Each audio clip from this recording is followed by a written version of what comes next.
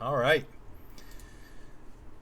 And here we are. Welcome back, everyone, to the Legacy of Mythal campaign. So, last week, the heroes began walking back to Hill's Edge while discussing their possible options for getting to the Shadowfell, to the crossing into the Shadowfell quickly, when Alamir spotted some horned shapes up ahead on the forest trail. Just as he recognized them as similar to the dragon spawn they had fought in Waterdeep a month past, the ground began to rumble and shake. As the four shapes stepped from the shadows, Alamir threw a fireball into the middle of the group and singed all of them. Then, from the earth on either side of the path, burst forth two large blue scale shapes with riders on their backs. On the right was the deadly scaled assassin that had dealt severe damage during the previous fight, and on the left was the quickly recognized visage of Galvin the Blue. He saw the smoking scales of his companions and sadly shook his head and asked if they could have a conversation instead of fighting.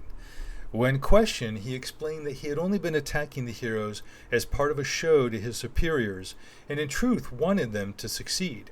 He verified that he was part of the group of cultists that are working to stop the summoning of Tiamat and return the Cult of the Dragon to its former mission. And now that all of the group were protected from the direct eyes of the Queen of Dragons, and alluding to the knowledge of their new greater faction pins, he felt more free to hold a direct conversation. He offered to call a powerful wizard, the Zentarum Ashemi, to get them quickly to the desert crossing. They agreed, and within moments, Ashemi was there and teleported the heroes unerringly to the crossing point. They walked through the portal and into the dismal, disheartening world of the Shadowfell, and were immediately set upon by a shadow dragon and several groups of darklings, which they relatively quickly dispatched. And that is where we regain our group. So, you had headed from there, actually, to the southeast. You had found, actually, in addition, you had found tracks heading to the southeast, a larger group than what previously had you had encountered or knew had gone to retrieve the Mythal artifact in the Feywild. And so you had headed in that direction into the valleys and ravines, towards, in the direction that you know the tower to be.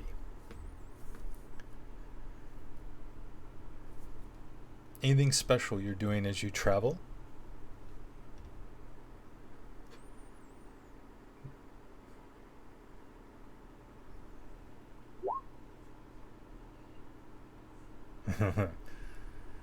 This does not look like a realm that Bahamut has much influence over.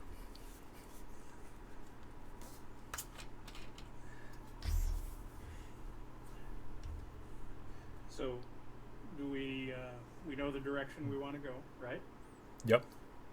And then, so now it's a matter of marching order. Do we wish Spot to be running forward because he can run like 1,000,000 miles an hour, or some other strategy? I would always keep Spot in the front or off to one of the sides in the front because I can get back to a battle fast enough if need be, in order to keep sight or whatever, and I am decently stealthy and I don't make noise when I'm moving, so more of a scout, but I suck at perception still. Yep. What is your what is your normal movement, not sprinting? 60. 60. So do you want to be 50 to 60 feet ahead of us then? 45 to 50 probably, 50? yeah, just Okay. so that, I can make sure I can get all the way back to the group in one round. Yep. I make a lot of noise, so do we wish to have the druid, do we wish to have her kind of between, or keep us as a group together? I can go a little bit ahead since I have pretty good perception and survival. Yeah, I was going to say, you should be able to stealth through this stuff, hopefully. Yep. Yeah. And I got 60 feet movement too, so. Okay. He can perceive and he can know where to go. It doesn't mean he's quiet. I'm quiet. I just don't know where I'm going, and I can't see shit. So Pretty good on stealth too. Not as good I, as you though. I'll go nowhere, but not know the direction I'm going. Got it. You're a clanking distraction. Yes, yes, yes. All right. Nice. So then Alamir and Hef and myself, I guess, will be lumped together. Excellent. Is Jinx with us? I assume he is. Yes. Okay. Yes. And where would he prefer to go? I don't remember what his normal mode is. He usually would go third. So I'm not gonna at this point. I'm the group of four in the back. Not gonna worry too much about their placement. That's all good. Very good. So that's the plan. Going as slowly as we have to for both the druid and the monk. So you continue to travel through the twilight dusk of the Shadowfell, and every step is laden with a heavy heart and this miasma, this despair that just clings to you, like it's just in the air, almost like a dark mist that you can't see that is just clinging to your skin.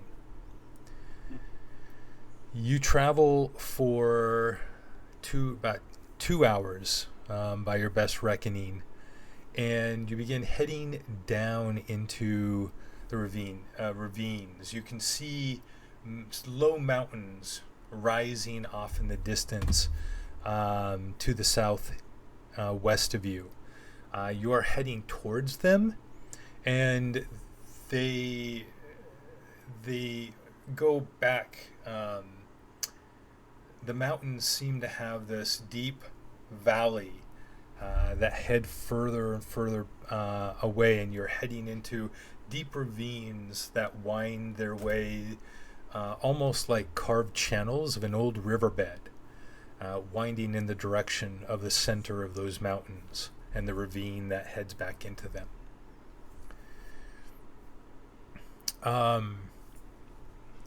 You step, and as you enter a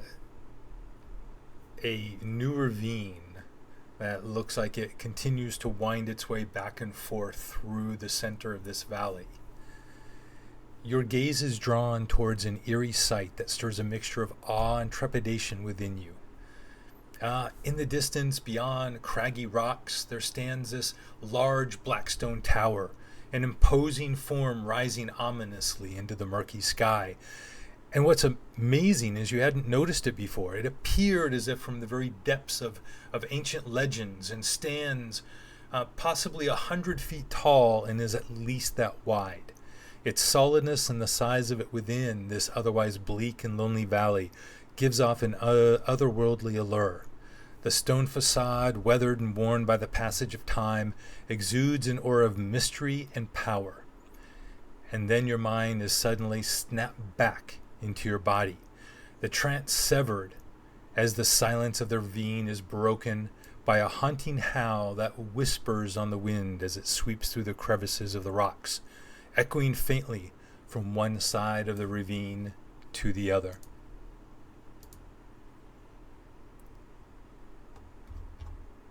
So you are all entering the ravine. So I've got Luna and Spot 30 and 60 feet out. Got the owl up there with Spot.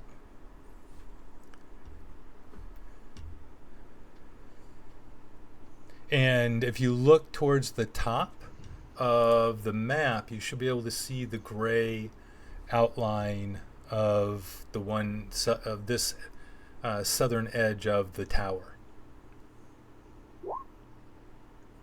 Cool. Thank you.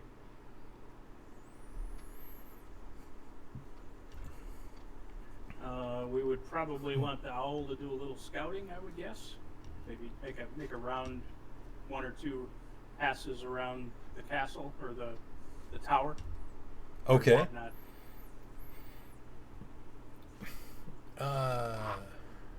Yep, we will assume that's fine with Alamir. And the owl goes flying off. Goes flying off and around the corner and up towards the castle. And then nothing. And so the owl flies off to the north, flies up, and you watch it go up and up and around the castle. It disappears. Alamir, are you are you just waiting for the owl to report, or looking through the owl? I'm guessing we approached the tower, or we saw the tower at a distance. Yes, the tower almost magically appeared over the ridge in this valley up ahead. So the ridge is above us, and so we can't be seen technically if we base it. Right, Okay. you can see the upper, the top of the tower. You can't see the base of it. Okay. Then I'm gonna stay in the owl's eyes, but I'm gonna put myself up against the wall here so that I feel protected. Okay, Yep. is everyone else? So then we'll just move. Then Jinx will move up near you. That's fine, because I'm gonna communicate to Jinx what I'm seeing since I'm blind right now. Got it. Okay. So Smock, Luna, Hefs, so everyone except for Alamir. And Alamir, roll a perception for your owl. Everyone else roll perception for yourselves. I will roll for Jinkin. There we go. Well, if they all moved up, I'm still 60 feet ahead of them, right? Yeah, if you want to. If you're looking to stay ahead, go for it. Well, I'm having good rolls this morning or afternoon. It could have been worse. All that set. Okay. Alamir.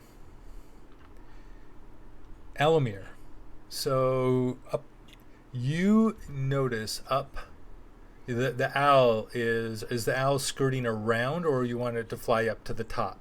There is no doors. You're flying around, and you have not seen any doors yet in the side of the tower. I want him to fly high enough so that he can see the roof.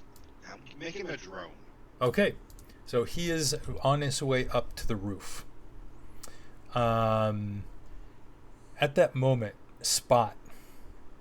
Remember, I have a 26 or 25 stealth. Mm-hmm. Whatever I rolled, 25. Right.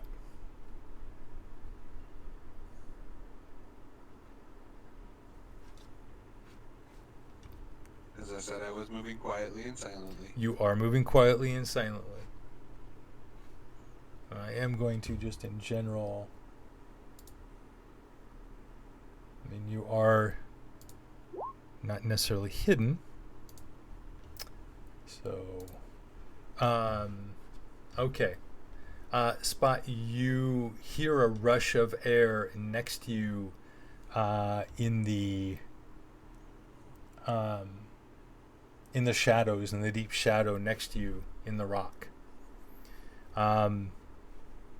Jinx, Smock, Hef, you hear something, a rush of air immediately next to Alamir in the shadow. I need to... Still didn't have a long or short rest since the last time, right? Nope. Okay. I need to just do this. We're not surprised we see him. Uh-huh. So, and moving out of the shadow and appearing in the shadow right there. So these two creatures, you didn't see the Spot. You heard the rush. You did not see any actual movement in terms of something moving through the shadow. It's like it appeared right there 10 feet away and stepped out of the shadow. What you all see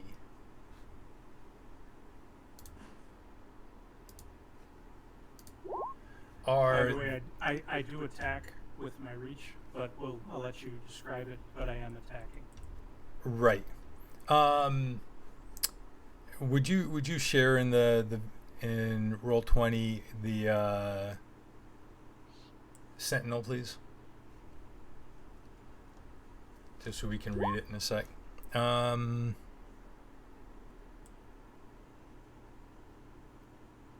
okay, all right, that's good. They don't have to necessarily move in. They just, even if they just appear there, that does it. Okay, so you see these shadowed creatures with Plus, you get Sentinel on top of it. yeah. So they are they're like moving shadows with energy swirling in and out of them, like tendrils of energy, like long arms or appendages, or even almost possibly even like tentacles that whip out. You cannot see uh, anything solid form, any solid form within the darkness. Um, it's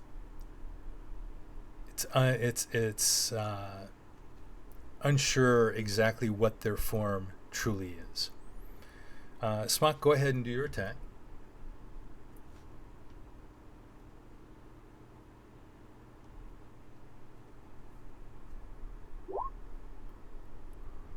That hits.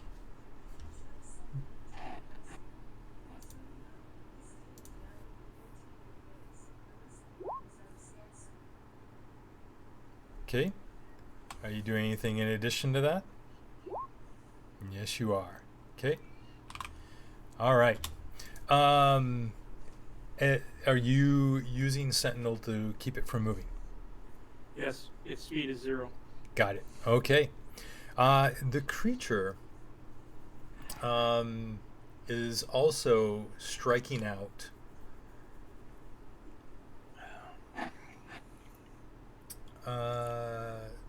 at Alamir and Jinx. So it is going to take 2 attacks on Alamir, 1 on Jinx. So Technically, I'm blind and deaf, so is that advantage? Well, never mind. yeah, I don't think it really matters. So those 18 hits you as well, right? Let's Muted. Yes, but can I do reaction? Blind and deaf? If I know I'm getting hit? so you can, yeah, you can pull yourself back as a reaction if you want. Okay, then I'll do. But can I do a reaction such as shield? That's my question. Ah, Or is my reaction pulling myself back? yeah, you need to pull yourself back first. Okay, there you go. So you take a total of 40 piercing and slashing damage, and then you are almost forcibly drawn back into your body. Spot. This I thing. dodge. Well, you're not actively dodging yet, but you can attempt to dodge reactively. Here we go. Let's see how well your dodging goes. Oh, it works really well so far. Wow, you dodged the first 2 attacks really well. Does 19 hit? Let me check because I think I have a reaction I can use too. Okay. But a 19 would hit because I'm not under whatchamacallit or anything that I know of. So,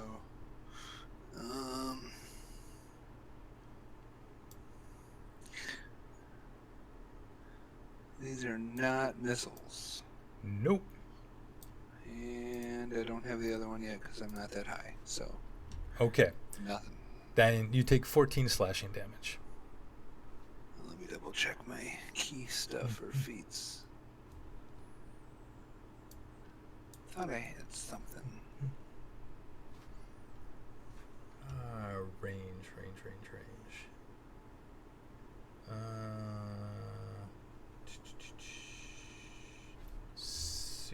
Yeah, nothing. Okay. How many points? 14? Yes. 40. Okay. Oh, no temporary. All right. So now let's go ahead and. So that was the surprise round. Hold on a sec here. Where is this? How come I can't find?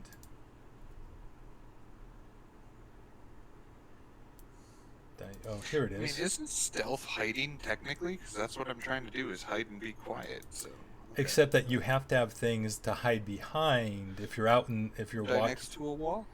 you Oh, well I that didn't move myself all the way to the wall. Okay, never mind. and you There's a were rock that. as I flip. thought I was. and you would have been hidden from the other side of the wall, but not from, like, they came from the shadows on this side of the wall. So otherwise, yeah, if you are working to go from one cover to another, then you are also physically hiding. Yeah.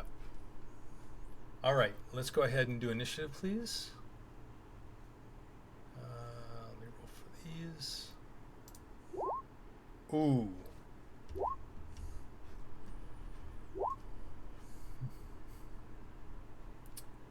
Here, I will go, since, here, I got Hef. How bad off does Alamir look? Probably bleeding, would be my guess. No, not yet. And primarily only because of the temporary hit points. All right, is that everything that we can? Looks like it.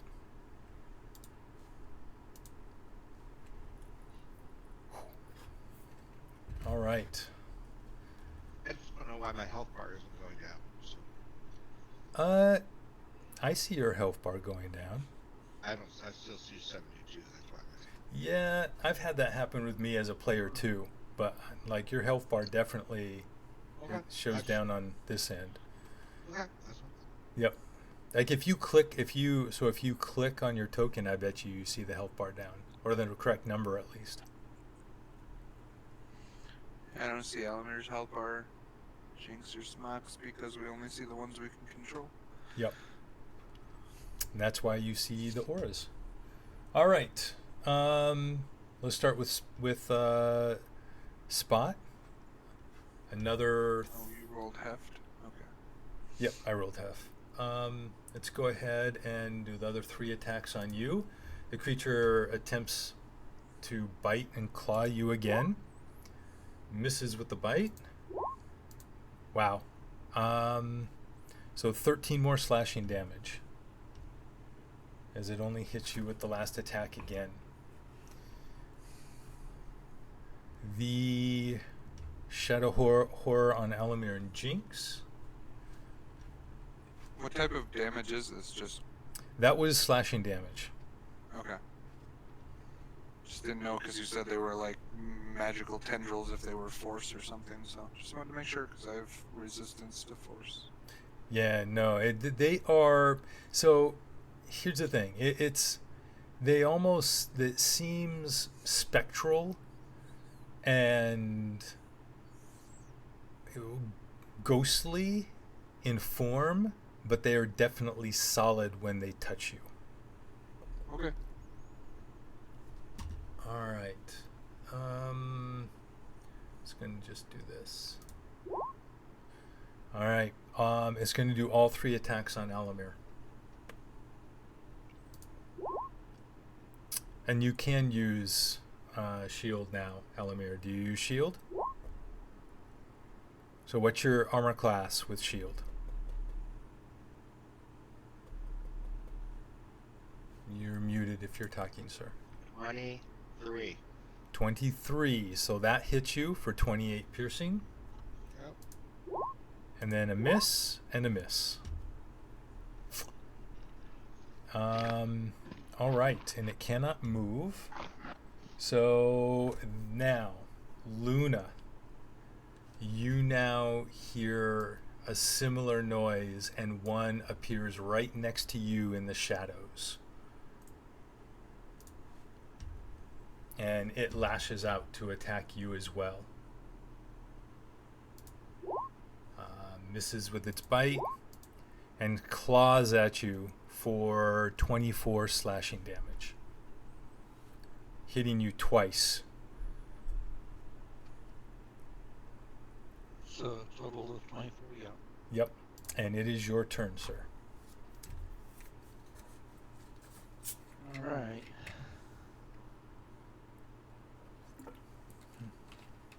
So I'm gonna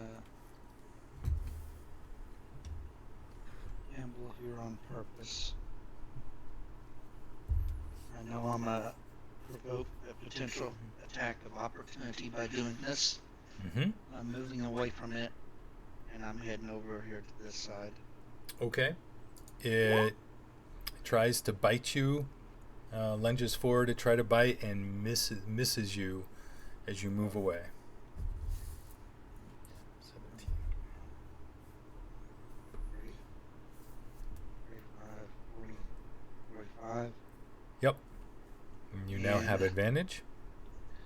Or so I'm doing shillelagh on myself, and then actually, I'm gonna save the other, so I'll do shillelagh on myself and attack with shillelagh. Okay. All right.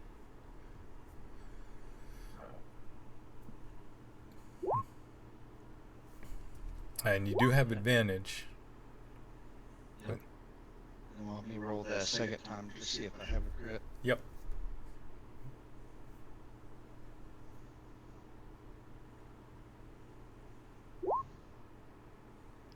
Right, so you hit for 5 points of damage.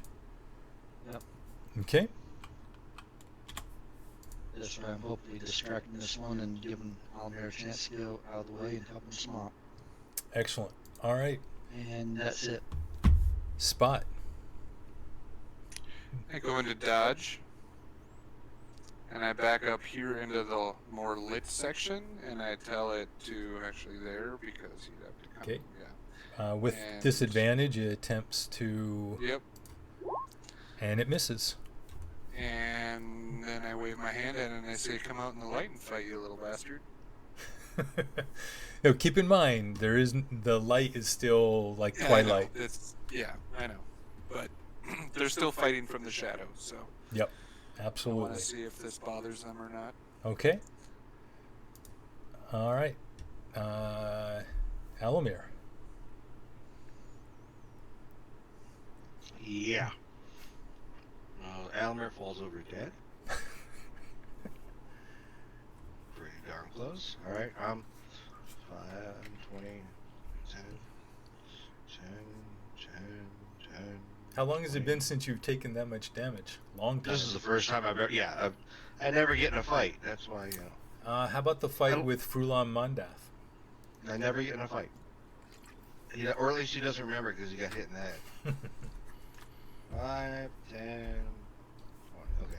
I'm gonna Misty Step bonus action that way. Mm-hmm. And then for an attack, let me first get rid of that spell.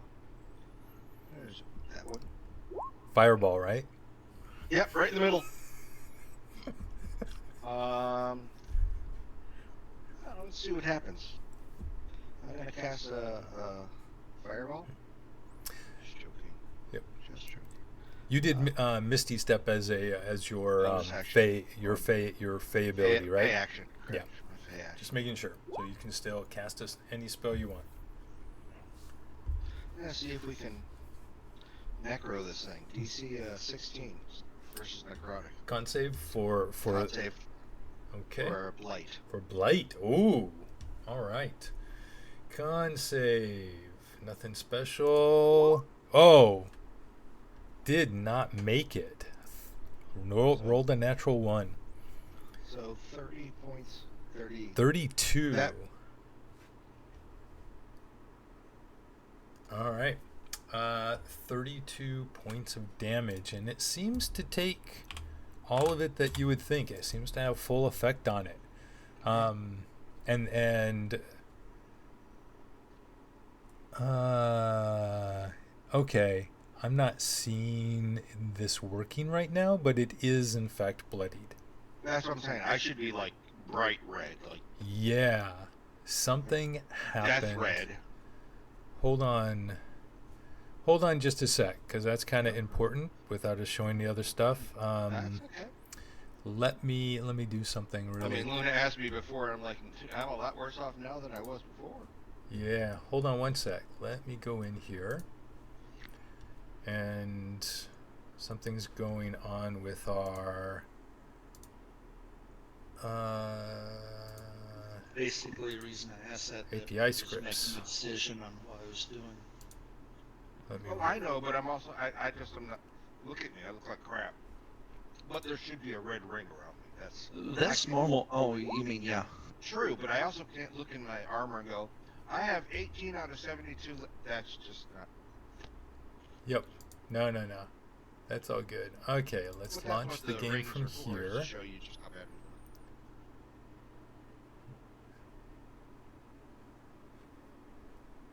we were. And let me just look here. That's still not working.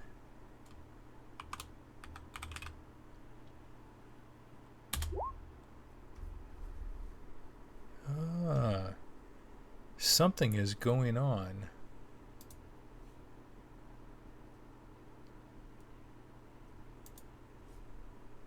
Let me just try to come back in on the other. And I'm not going to play with it past this. If it's still, nope, it's just not working for some reason. Sorry, gentlemen. I will give you information descriptively, since our health colors is not working tonight for some reason. Yes, it is definitely it. You just bloodied it. Is that it, Elamir? You're muted. Okay. Smock, your turn. All right. I go to attack. And you have advantage on that one because of Luna. Thank you.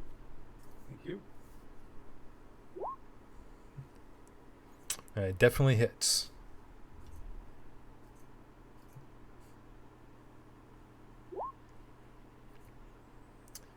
Yep. 13. Anything else? Not on that one, but I will attack again with my. I have to go back and do something that I didn't notice before.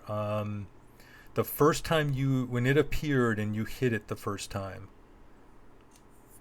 because this is very important.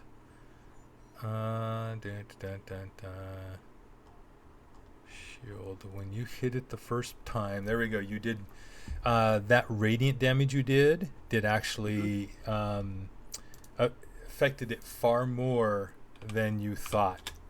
It seems to be susceptible to radiant damage. There we go. Now it's working. Brilliant. So so you have the information. So are you still you're still just leaving the 13 damage? Yes. Okay. And then I will attack with my last half of the action. Okay.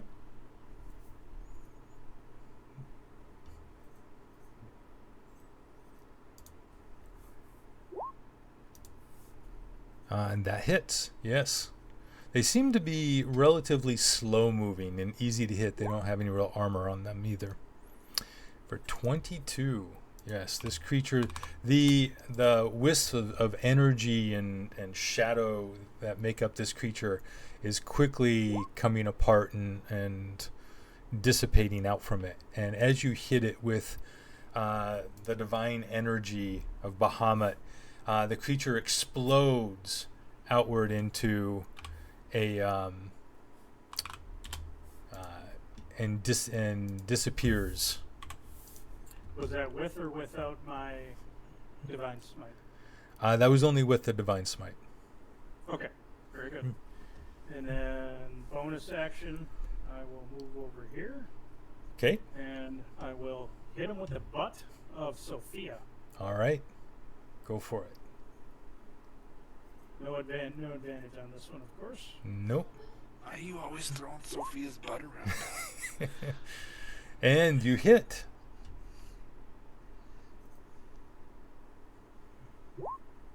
Wow. 24. Is that it? Yeah, we did good this round. So Yeah. All right. You get a solid, like the haft of the halberd, or is it halberd or glaive? It's a glaive, right? Just Glaive. smacks through where the chin would be on the creature, and you That's see. all radiant damage? Wow. Oh, is every single bit of what you do radiant damage? Yeah, all of Sophia is Oh, it radiant. is, isn't it? It says radiant, radiant, radiant. You're so right. It totally is. In that case, you That didn't. should be 1.5 times. The last one you didn't need. You didn't need to do the smite on the last one. And this one, yeah, you're right. I totally forgot because it is a holy weapon. It is all radiant damage. So that is Move the another smite down to this one. 24. Wow. Yeah, Okay. it's a good idea. I will burn that said smite on this one. So. Okay. He rolled it, so that's the roll. There Yeah, you go. instead of the other one, Okay, put it on and this there one. it is. And That it's is exactly the same. Wait a minute, something's kind of hinky.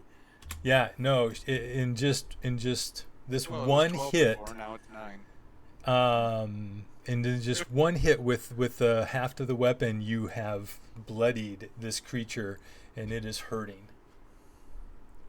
That is impressive. Yeah, that was 66 points of damage. Half finish him off. Yeah. All right. What's Hef doing? Hef is moving back to here. Even though he really doesn't have to now, but he's still going to at least back up to Alamir. And then he will shoot that one with his... The way these things appear in the shadows, it's not a unwise thing. Well, from day one, he was told to stay with me. He gets advantage because Smock is interacting with him? Or Nope. Not? Nope. 'cause he Not doesn't with a have ranged any- weapon. Whatchamacallit, yeah. But that hits.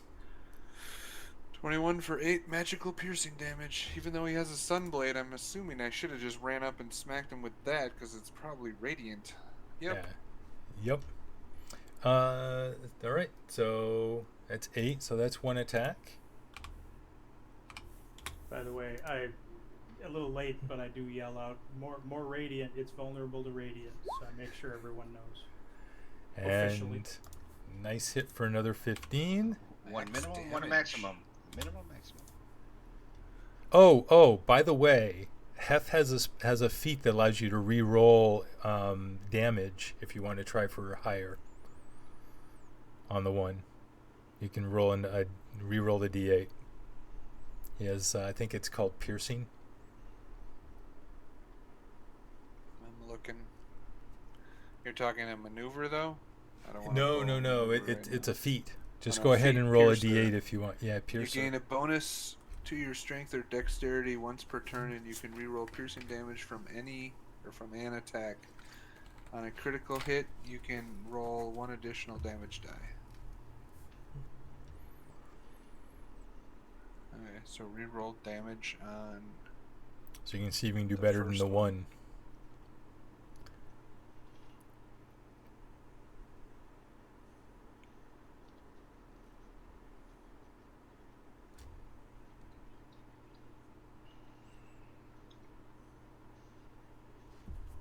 How do I just roll the damage? Just- I know there's Just a way roll. to do Just it. roll a D8 over on the dice, the lower and the bottom of the tools. Oh, okay. Never mind. Still an 8. Or you do it that way. That's fine. All right. So good try, but that was still a good amount of damage. All right. Jinx. So Jinx. And then as you say more radiant, F's like, wait, I have this sword, and he moves back up his last 10 feet. Oh, look at this. Jinx. Oh my goodness. Smock is emboldening him to go hand to hand. Wow, almost ready to have 3 beings. So, Jinkin turns to, well, will also move himself away from shadows, and maybe just next to Hef, and will shoot 2 Eldritch Blasts at this creature. So that's a hit. Okay, for 1 point of force. And then another hit for 3 more. Okay, but they both hit. And that's his turn, and now it is their turn again. Yeah, all this radiant damage that this creature has taken, it screams this high-pitched squeal, and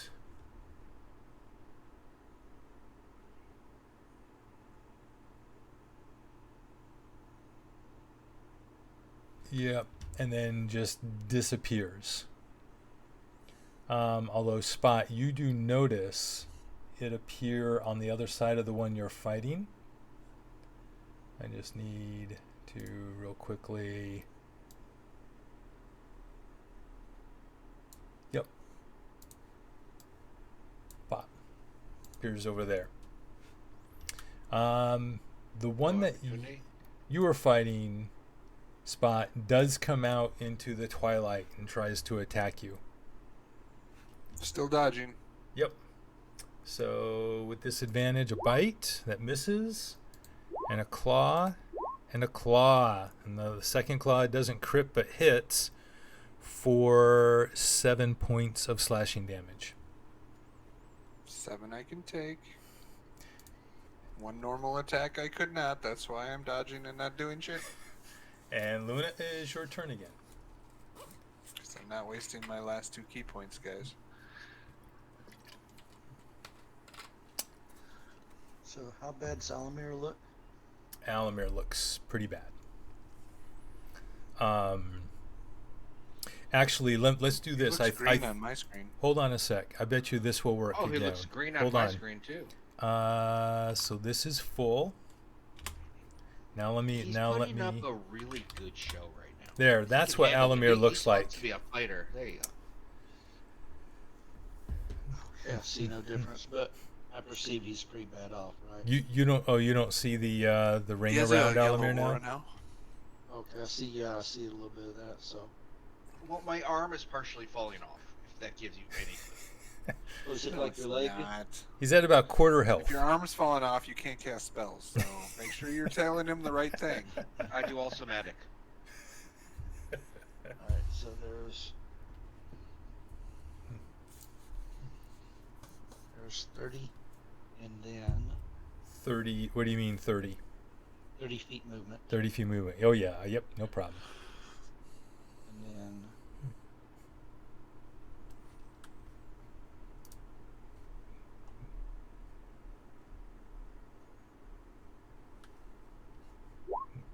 so don't apply that yet, Alamir. As Luna reaches out and channels the divine energy, and the energy infuses and begins to heal Alamir's wounds. It's infused, it's sluggish, like the shadow in this realm is slowing and interfering with it, and you only heal for 7 instead of 14.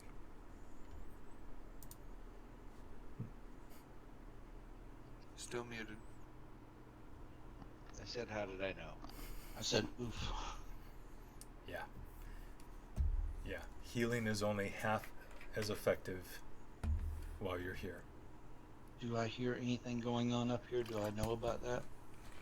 I think it's safe to say you hear the sounds of combat. Of these, you hear the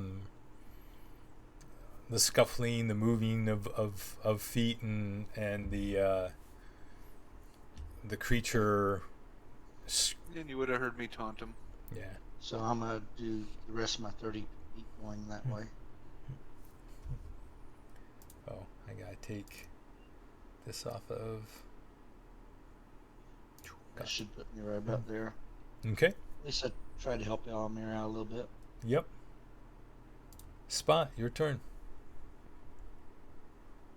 Dodging. Done. Done. Okay. Alamir.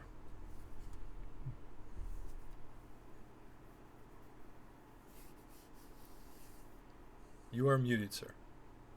From back here, can I see them or No, they're on the other side of a tall wall of rock. Okay.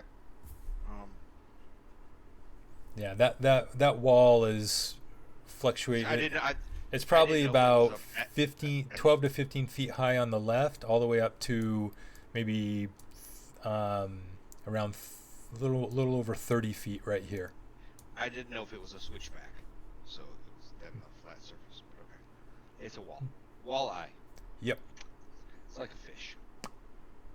We're on the rise that's going up. It's just, probably Behind a wall. 20, 30 feet above you. So at your angle, going straight up over the wall, you can't see us. That's fine. Can't see crap. Got it.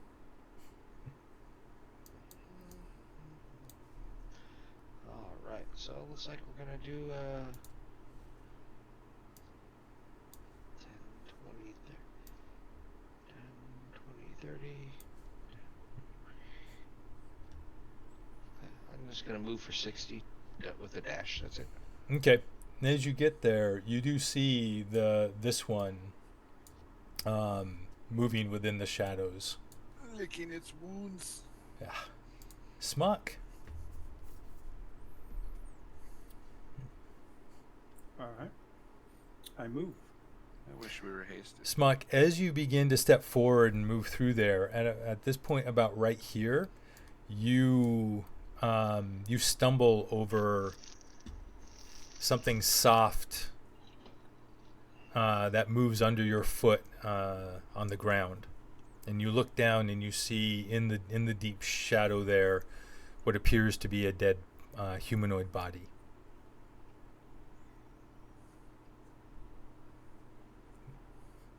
Or at least it's not moving. Okay. I yell out, stepping over dead body. Are you crawling up the rock wall? Because you're on the wall right now. That's the plan. I want to go up. Whatever is Then the most just go efficient. straight over it. Why go all the way along it? Yeah, Okay. this Like this? no, Yeah. no, you can't. It's too. You It would can't take climb you it? longer to climb it than to just go around.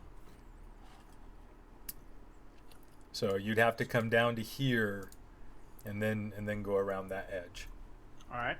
6, 7, Hmm? 8, 9, 10, 11, 12. All right, And that's it. that's it. Double move. All right. Hef.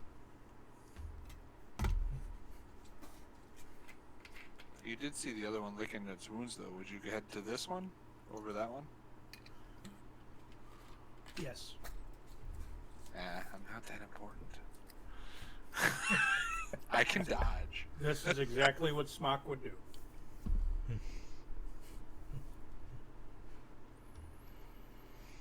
So what does Hef do?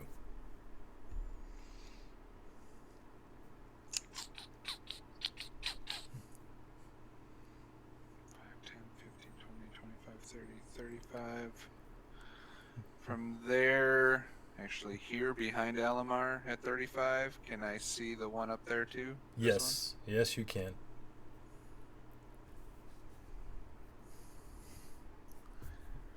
one? Oh, sorry, I only have 30 feet, so I'd be there.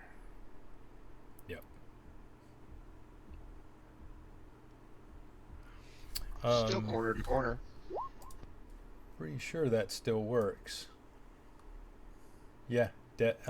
Ooh. Yeah, it's supposed to be corner to corner. No, so no, technically it would be you bottom can't. right corner to its bottom right corner. You needed that extra 5 feet. Yep. It's, But it should be from here to here per rule. oh. Yep. Yeah, if you do by corner. That's fine. Go for it. Okay, 27 for 11 on the first hit. Okay. The second's 22 for 13. All right. So both arrows go whizzing into the creature's form, and there's a wail of anguish. It's like it's not the same, but has the same effect as nails on a chalkboard, and the creature seems to be in extreme pain.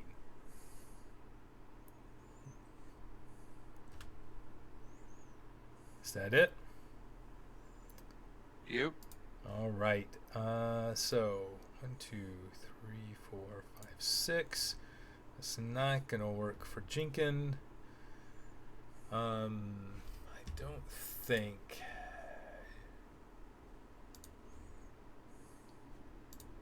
Let me see. Well, it's got a lot of stuff. So.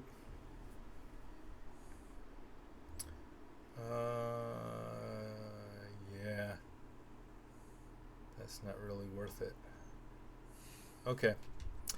1, 2, 3, 4. Then he simply moves up here just to try to get closer to what's going on. Sees the one over there, but he doesn't have anything but a bonus action left. So it is their turn. The one in the deep shadows disappears, and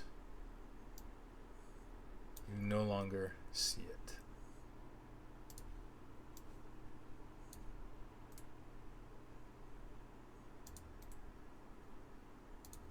And the one in between Smock and Spot, let's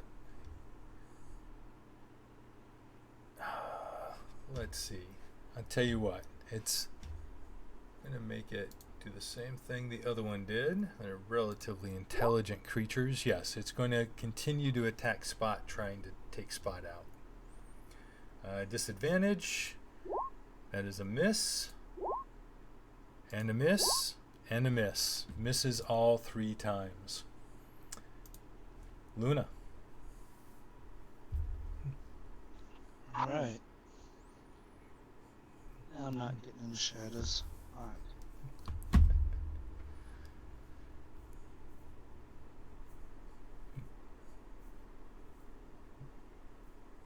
That's my 60 foot. Mm-hmm. And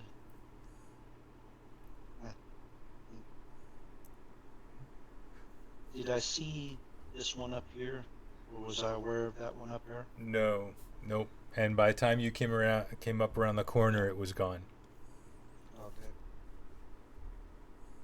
I mean, Since you don't would have know what's heard up- you would have heard its wail, but if this Okay. as far as you know, that was this creature. Okay.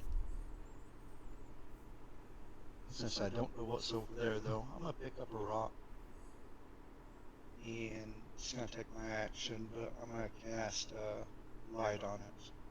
Cantrip. Okay. And can I throw that rock? Yeah. Where are you gonna throw it? Where would you like to try to land it? I'm gonna throw it over that area since I don't know what's over there, and I know things come out of shadows. I see one in front of me. Yep. So, actually, you know what? I guess we're just gonna do this. I know it's unorthodox. Since I can't attack this thing, I can at least protect the point. That's okay. And I'm curious to see what light does. in this So, realm. yeah. So we'll just say roughly that area is As well, a little less than that is bright light. It would have been a 20-foot radius, 10, 20. So more than that. So, but that's the center of the bright light, and it is all brightly lit, and there's in there you see lying on the ground back like dragged back like around in here, you see 2 dead bodies. It's tough to see them because they're wearing black clothes, but in the bright light you can tell that there are bodies there. Okay, so these spirits are maybe from those bodies, from my knowledge. Possibly. or a guest. Okay. Well, that's all I can do for right now. So Okay. Spot. Your turn.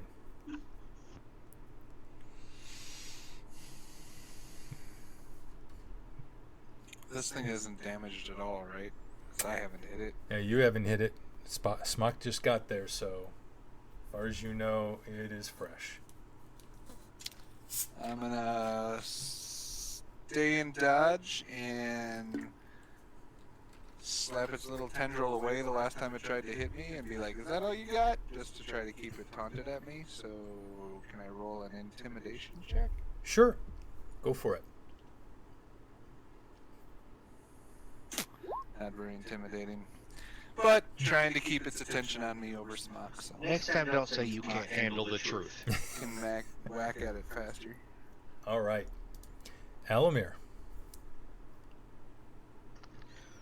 Oh, let's see. I'm here, so 10. I'm going to use the 20, the same direction around the corner that Smock did. Yep. So I have 10 feet left. I'm going to go to here, right yonder. What the heck? If we're going to go big, we go big or go home, right? Well, let's see what this thing does with intelligence. Ooh, synaptic static. All right. DC 16 intelligence. So here, well, It said it'll. I lied before. They're wise. They are not intelligent. Nope. Okay, so it takes 33 and it gets a D6 on every negative D6 Yeah. to every attack. That was a 19 on And the so- roll to get that 15. That's fine. All right, so 33. 33 damage. And it screams. And appears, at least what you think is its head, appears to Right. turn towards you. It's like this stuff, right? Wow. And what was I that don't think again? what was it? Synaptic static. Other than the damage, what else Oh, happens? for the next minute, it has to roll a D6 on all of its attack rolls and ability checks, and subtract that from. Ooh, minus a d6. And That's as well, huge. Constitution. If you had any saving throws for spell concentration, Mm-hmm. he would have to do it there too. Okay. So, Awesome. other than that, he can make an intelligence throw at the end of each turn to try and make a success. A question. Normally, let me just take a quick look. Let me just pop it over there too. He should have gone over there, didn't So I'm just curious because many spells like this. he? Oh, there's that. There Thank go, if you. need it. Yes. So okay, no, you got it. This is what I needed was the minimum intelligence. Intelligence of -2. Yeah. Yeah. The other one affected plants, or didn't affect plants. This one doesn't affect 2 or lower. You lucked out because that's exactly what the intelligence is. I tried Constitution. Now I'm trying Intelligence. Let's just see what happens. Awesome. Okay. Yep. Thank you, Howler. I'm just putting it out there for everybody else to read too if anybody's watching. Yep. So people know what I was referring to. So, all right, and that's it for Alamir. Smock. All right. Sophia, do your business. That sounds wrong. does Sophia still talk to you? Not a lot. All right, that definitely hits. Ooh, 48 radiant damage. Creature screeches. With another 28 radiant. And immediately this creature is just wailing, and it does not stop. It's a constant high end pitch. Well, let me fix that. You feel like if it continues, it's gonna that hits. Your ears are gonna start bleeding, and there's an explosion outward, mixed with the radiant light from Sophia, and the creature just explodes and dissipates in thin air. I look over to Smock and I say, "Remind me to always bring a paladin into the Shadow Realm." I give you a grin. Yeah, I kind of like it here. Muhammad did bless this day. Wait till you start trying to heal. It don't work so well here. I guess, maybe Bahamut does have good power here. My No, I comment think was it's wrong. just Sophia. I'll go with that. Yep. Yeah. All right. So then with the rest of my turn, I look around trying to perceive, though I'm not super strong on perception. Where is that other creature that's damaged? You do not see or hear it anywhere.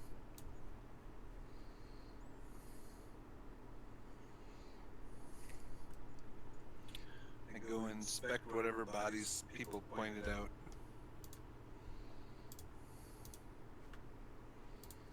Okay, so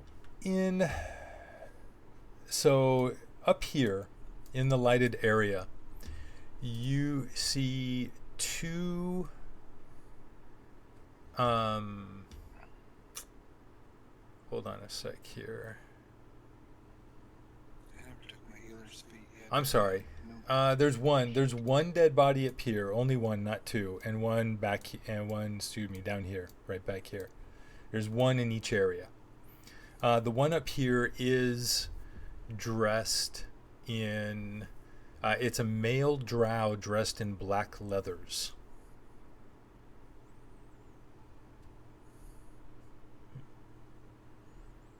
Does not seem to have any weapons or anything else on the body.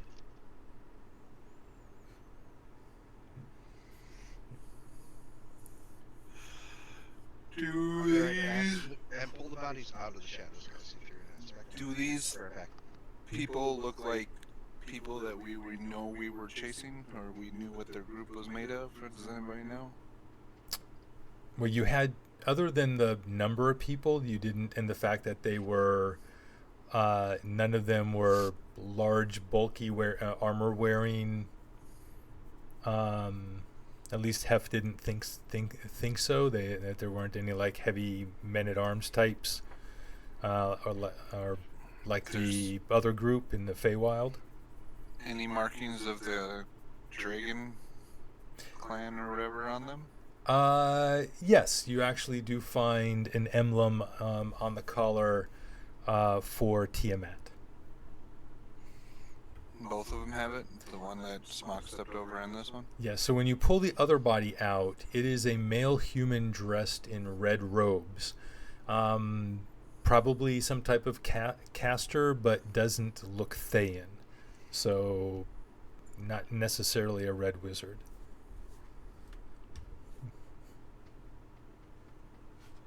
I should have thrown the glowing pebble at the spectrum that is fighting and see what happened there.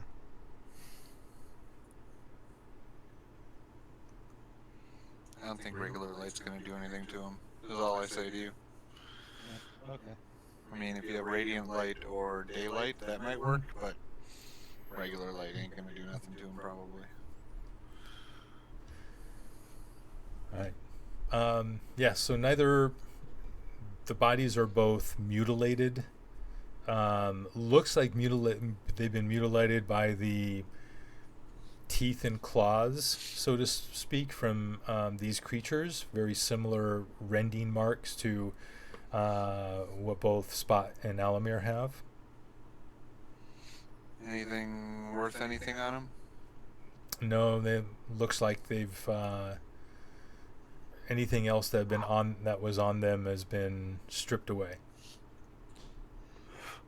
I guess the next question is, do they want me to try to heal the worst ones a little bit more, knowing the healing's not working very good here, or do we want to do something else about that?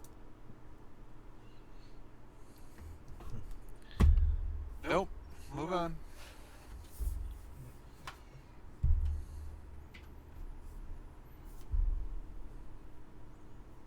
You Sure.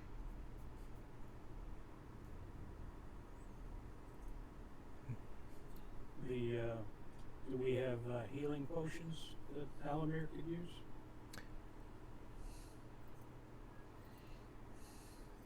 There. Just a reminder. Luna has a staff. Ah, Yeah. okay. Give it a try. Well, that's what I used before. And it muted it, or it cut it in half or something. Mhm. Yeah. It. Yeah. Yep. Didn't work as he expected it to. Mm. So that's what I said. It's up to you guys. Use it, but you might waste it all or save it to when you really need it. That's why I was looking at.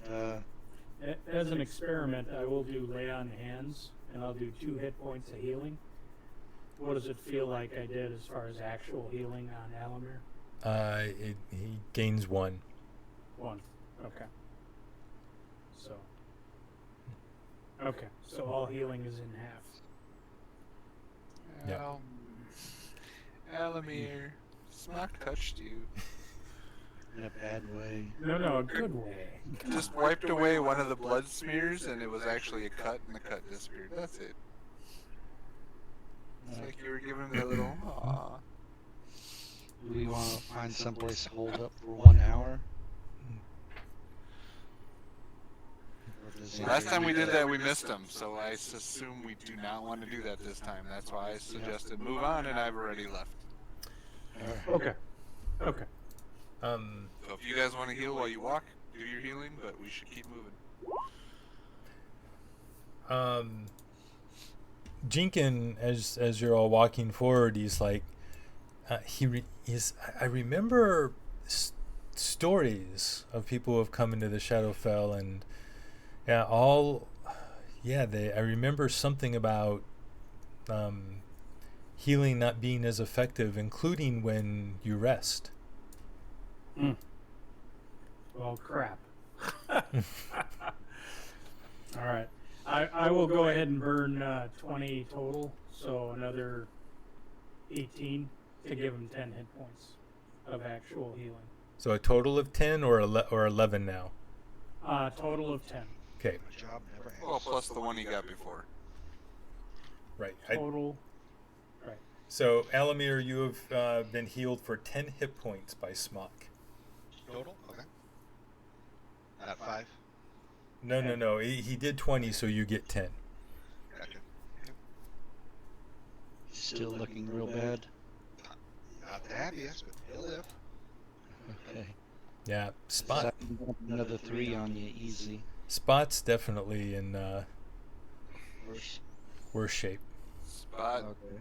says don't bother with me. It's only a flesh wound, and he keeps walking, so... Is he still bleeding? Can I tell? Oh, yes, definitely. Okay. Then I hit him for 20. Oh, you're going to hit him. 10. No. Seriously, you're going to take more off. Don't do Don't that. worry Let about me it. do Save this. it for if somebody goes down, is all I tell you when you start reaching out with your glowing hand. Too late. I touched you. Bad touch, apparently. Does a potion of healing cut in half also? Yes, so that's just 4. That's fine. That's because I wanted to test it. Yep. I have 20 left as far as, that. I do have Revivify in Your my... Your 5 didn't make a whole hell of a difference, so... I remember, if I go down, I go to 1. I don't actually go down. So that's one reason why Smot is not really that worried. I have 7 more charges My left. monk, on my spell. monk fortification is good. Did you add the 10? I added the 5 because you said you spent 10. I spent 20 to give you 10. I have 20 left. You have 60 points already? We are 10th level.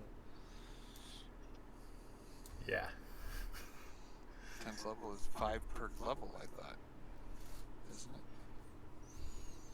it? I think so, yeah. It's 5 per level. So Yeah, I that have gives 10. you I have 10 left. 50. There we go. What do we see along this wall? Or I'm going to walk around whatever So way you- you guys tell me to. So this tower has it's solid stone So let me give you a few more details here. Oh wait, hold on. As soon as I log back into Google, there we go. So they're thick stones piled on top of each other, almost melted on the edges into the stones next to it, and so it's a very rough boulder like surface that goes straight up into the air. There are no doors or windows that you can see anywhere for the entire 100 feet from the ground to the top of the tower. What did the bird see up top? Well, Alamir got pulled back just before the bird got up there. I'm asking Alamir that, so if he doesn't know, then I say, well, go find out. Because I can run up the side of this wall if you want me to in one round. Go ahead. I'd want to know what's up there first, Oh, if yeah? it's worth it or not. I Because can again, run. it's I can run into the wall. So Alamir will go back into he'll go back up against the wall, and he will let the owl go up and do his little drone looking around thing. Okay. He's not on the roof; he's above the roof. Right. Let me just, I need to, where the heck is zoom options? Where's my zoom? Oh, here it is. There we go. Perfect. There we go. So you go back into the owl as the owl is flying up over the edge of the edge of the tower, and as the owl crests the top edge, looking over what is at the top a 4-foot wall, you are looking upon a macabre scene of haunting desolation. Ash-covered skeletons lay strewn about and all around an open chimney. Their skeletal remains, scattered randomly, still wear tattered remnants of garments, all of them faded and heavily decayed. Empty eye sockets stare out into the void, many of them seeming to stare at the owl as it flies over, and their deathly stares invoke an even deeper sense of emptiness and melancholy. The air is thick with an eerie stillness, but you could swear that for a brief moment when you first laid eyes on the scattered bones, you heard the hushed whispers of tortured souls. So in the center of the roof is an open chimney that is shrouded in impenetrable darkness. Flying over it, the owl cannot see down into it, the void within seeming to consume whatever little light exists and defying any attempts to see within. So it's magical darkness? Possibly. I mean, you cannot see through it. Okay, dark vision. Got it. Okay. Caw! And Alamir relays what as the bird was doing. So there you go, Spot. Darkness up there with a macabre scene of lots and lots of dead people, or dead things of statuesque. Caw! well, you guys want me to go up there? Go take a look if you want. I have a feeling you can be right back down. The next question is, do we want to, I mean, we're in the middle of nowhere. Do we want to take a short rest? I again told you no, because last time we did that, we missed them. Do you want to miss these guys? Otherwise, we gotta find them. We only found one dead one so far. So where are we going? And you're still muted.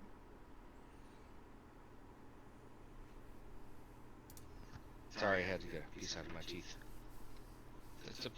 I don't know. We just have somebody watch us for the hour.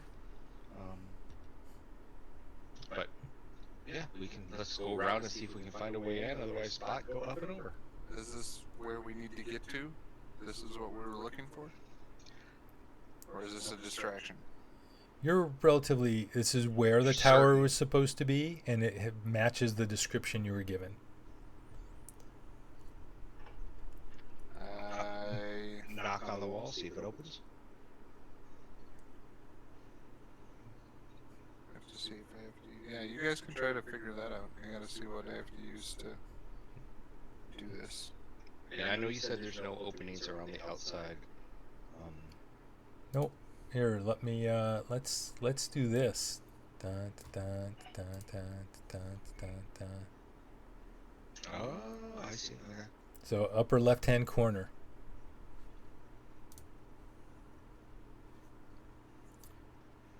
All of us get on the roof. Not yet. You're on the ground still, but this And how is tall is it? 100 feet. If we do it, we're doing it with ropes.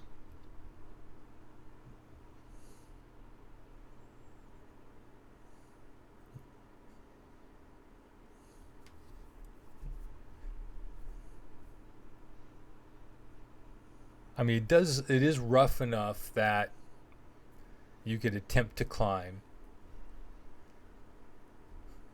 But if you slip, that's I can move along a vertical surface and across liquids as if without falling during my movement. So I am going to dash, which puts me at 120 feet, and I am going to run straight up the side of the wall. excellent. Put me about there, but I'm going to stand on the edge of the wall just in case these things come alive first and see what they do to me after he said they all kind of stared at Holy hand grenade. his Yep. bird. Okay. I need everyone. I'll do it for Hef, or actually, I'll do Jinx and Hef. Everyone, roll initiative, please. Started with Jinx. Oh, that doesn't register. I clicked on my character. Oh, same roll. Here, Put it in. I added you in. You rolled a 1 for Hef again? Did Let me roll Hef. I'm controlling him. Go for it. Go for it. Roll. Let me. I need to take one of the spots out. Can you still see Spot? You should be able Yep. to. Okay. See Spot run? Yes. Run, Spot, run. So, all right. Yep. 11. Awesome. Okay. So then let me order everybody. Hold on. Who do you think you are to order us around? I like that they put a little sort thing on it. Yeah, where you I can't do can. anything with it, but you probably can. Yep. Actually, it is a quick sort thing. I don't have to go. Why am I still clicking on the options then? That's good. That I was like cool. the count thing too to tell you how many to make sure you got all your people you're looking for. Oh yeah, that's cool. All right, now I need to add. 100 feet. This is gonna take the rest of us like 3 or 4 rounds to get up here. Okay, so yeah, so Jinx is first, but he's like, okay, what? At the end of my turn, I throw a rope down. Ah, A 50-foot rope? Wedge it. Great. Hey, you only have to crawl up half the way to get to the rope. Together. okay, I only have 1 rope. and I'll so You didn't tell me to take another one with me. It's okay. Smock will fly up and tie 2 ropes together. yeah. So I tie it around whatever I can up here, and then I let it fall, however far it falls. Right. So you tie it around the boulder that's on the top. So there's probably 40, we'll say 44 feet left that's dangling down. All right. Not really Jinx's thing unless I don't think. Yep, I only have 1 hempen rope. You're so fired. Give me 2 next time. Yeah, I really don't think Jinx has anything It's okay. I don't have any. helpful here. Nope. Okay. Oh, I'll have to remember that. Yeah, so Jinx is just gonna kind of wait, or maybe he'll climb up. He'll attempt to climb up, maybe 20 feet. See how well he does, If he feels comfortable climbing, he'll climb up. Actually, I guess he can really he'll try to climb up maybe then 30 feet. Here we go. Yeah, I know. Starts to climb up and says, "Nah, this is not my thing." And after the first 5 feet, trying some different handholds, he just kind of drops down. And it's Luna's turn. And he'll step back. And I'm looking here real quick. Well, half movement you can just climb normal, right? It depends on Or the is it surface. like You a still have DC to lower? roll. Yeah, there's a DC. Yeah, 8 doesn't make it. Do I have any perception anything's going on up there yet? No, all you can see is it's 100 foot tall. You see the side of the tower, and the gray, the dark gray skies up above it.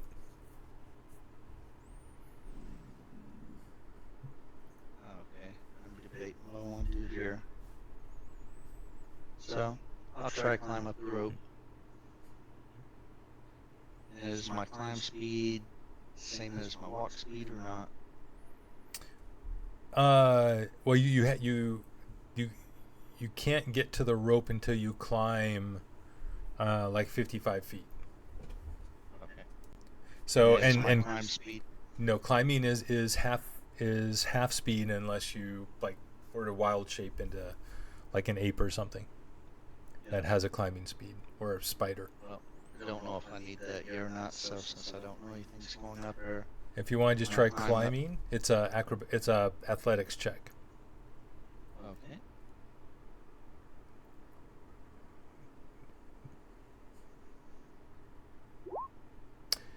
You're able. So yeah, it's difficult, much harder than you expected, and so you're able to climb, but you're able to successfully barely climb up 30 feet. Okay. So we'll just put you here on the wall. And Spot's motioning us up, so. All right, Smuck, what would you like to do? I'm not messing anybody up. You guys can do whatever you want. I just ran up to the top and he said roll initiative. Maybe he's doing this just to mess with us and there's absolutely nothing up here. So Spot went up to the top with no rope. Threw the in rope hand. down and I said, I don't see nothing. So there's a rope only 50 feet long with 50 feet to go to the ground. Is that correct? With 44 50, feet long. yeah, technically 55 feet left. The extra foot you could reach between them. So you have to go up 50. Either way, we need to tie another one to it somehow. If you want, I can slide back down on my round and tie one on it as I go back down. Do you have a second one? No. I will take my two 50-foot silk ropes out of my backpack. I will But tie half them. can shoot one up to me, right, with an arrow? I don't know. Can he shoot 100 feet of rope? Silk rope, he could try. Well, or I have a grappling hook that I can put on the end, and with my 21 strength, I'll have the grappling hook. He'll just catch the arrow. Yeah, I'll just have it Spot catch it in his head, and then we'll climb up in Spot's head. That's what I'm saying. If Hef shot it, I could be. If he held his shot till I was slow falling back down, I could grab the arrow, stop on my way down, tie it, and keep running. Because it's That'd be all all during about my the- movement. It's all about the monkey showing off, isn't it? That's what it is. Look at me! Ooh, I snatched that arrow. Yeah, nice. Hey, Fine. I'm trying to help you guys. If you don't want to, fine. I'll stay up here and just wait for you. I dance up the side of the wall and I say, nah, you can't get me. Okay, that's helping. Yeah. All right. All right, so I hand him the Right 50 next feet to a of wall. I hand half the 50 feet of silken rope. Okay. Say, shoot it up. All right. So let's see what Hef can do trying to shoot. Harper's gonna hold his action to shoot it when Spot starts running back down to grab it, so he doesn't have to shoot it up as high. Got it. Okay. Now he's really showing off. All right. And he rolls a 1 and takes it in the eye. Either way, from here to the top for his shot, it's still well within range. So For Do you want me to just shoot it now? I can shoot it now. it, well, Attack but tying roll it at together. or I mean, technically, yes, it could reach all the way to top because the top technically it's 97 feet. So you could grab the yeah, arrow. but I still have to tie it to the other one. Which, Right. If it's up to you. Does Hef want to try that? Attack roll to shoot it. At Whoa. Spot. Yeah. Okay. Spot shot. 22 definitely. 22, and Spot will use arrow catch to grab it. Okay. Did you have to roll for that? I think you should at least. It's a reaction. Deflect missiles. You can use your reaction to catch the missile when you are hit by a ranged weapon. Again, he's not trying to hit him, he's trying Right. to shoot right next to him, so I'm assuming, that's...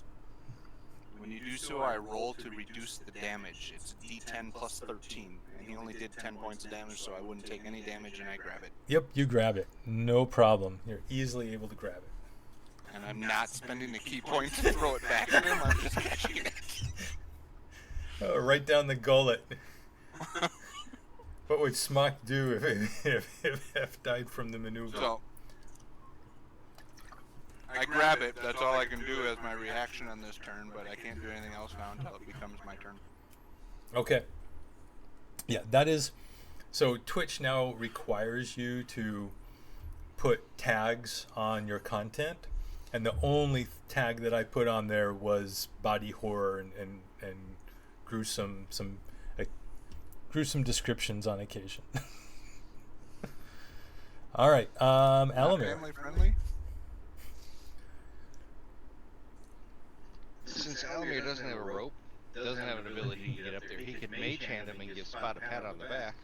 But it doesn't Hold reach your the- action to climb up the rope after I have it tied off up here on my turn. Yeah, but if you lost 6 feet on the first rope, you're probably going to lose another 6 feet on this. So now we're 12 feet off the ground. That's almost double my height. I can't even reach the rope yet. Climb up the first boulder. You want me to kill myself? All right. You could just It's go probably like 3 or 4 feet tall. up I'll 10 hold- feet. You'll be fine with the 10 feet. You could disappear and reappear up on top of one of the ledges that are up there. Because they're giant boulders welded together. Technically you're not wrong, but I don't know if I want to waste the spell. Just stand on Smock's shoulders. Actually, no. Go climb on Smock's shoulders to start with. No, just Piggyback ride. just for the fun of it. I'll walk up to Half and I'll just grab him. He's teleporting. Okay. I've already seen it. Yep. I've already seen the. And 500 feet. Alamir Are and you Hef. going to the roof or to the edge? Oh no! These are big flat rolled. We're on the side. So Owl, too. where did you come out? Put yourself where you came Yeah, out. I'm just putting myself like in the middle of so that we're not hanging off a roof. Okay. I can't move. So put Hef like there. Sure. There we go. So you're on the edge. Mm-hmm. You step out onto the edge to the right of where Spot is. Got it. Okay. Nice. Spot, your turn. I take my turn to untie the other rope, pull it up, tie this rope to that one, or not untie it, I should say. I'm just pulling the other rope up since I let it down, tying this onto the end of it, and then throwing the whole rope down. So now there is more than enough rope to hit all the way down to the ground in a coil, and it runs up to that rope. All right. So now there's a rope all the way down, and we can just go through all the way, and everybody climbs up, and everybody gets up onto the roof. So, yep. Alamir feels There. very safe. All right. The question is, do we want to do pass with something like a pass without trace as we're proceeding into this? Are we stealthily going in because it's a black hole that looks like a chimney that would probably drop straight down, and I'm not sure falling stealthily is going to help.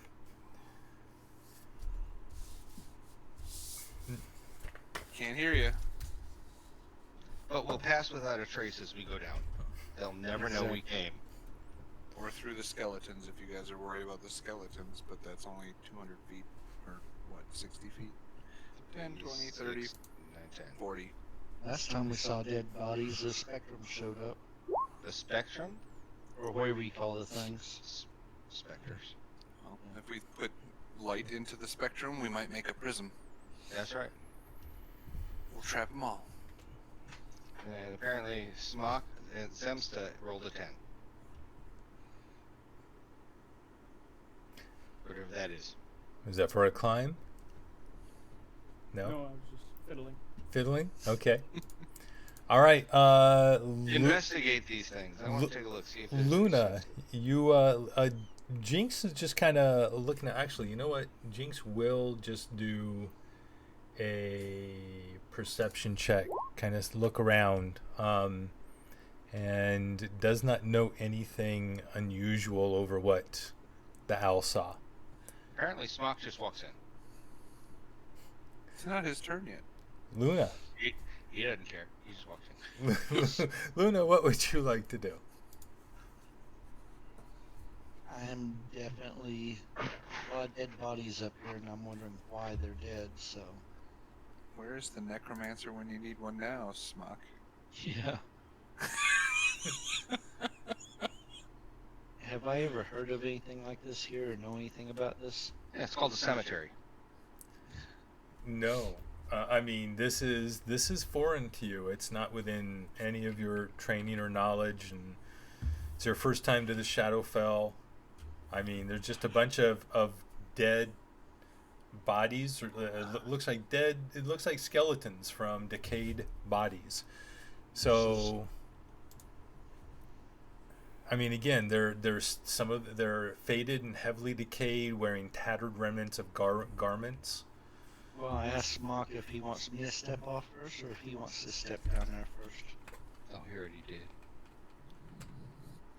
It's your turn. You got to make the decision. I'll step there. Okay, you step down. Nothing happens. Okay. Cautiously move forward. All right, you begin to walk through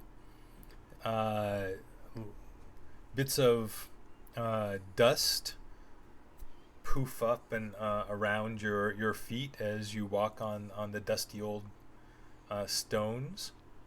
I assume you're avoiding stepping on the skeletons? Yes.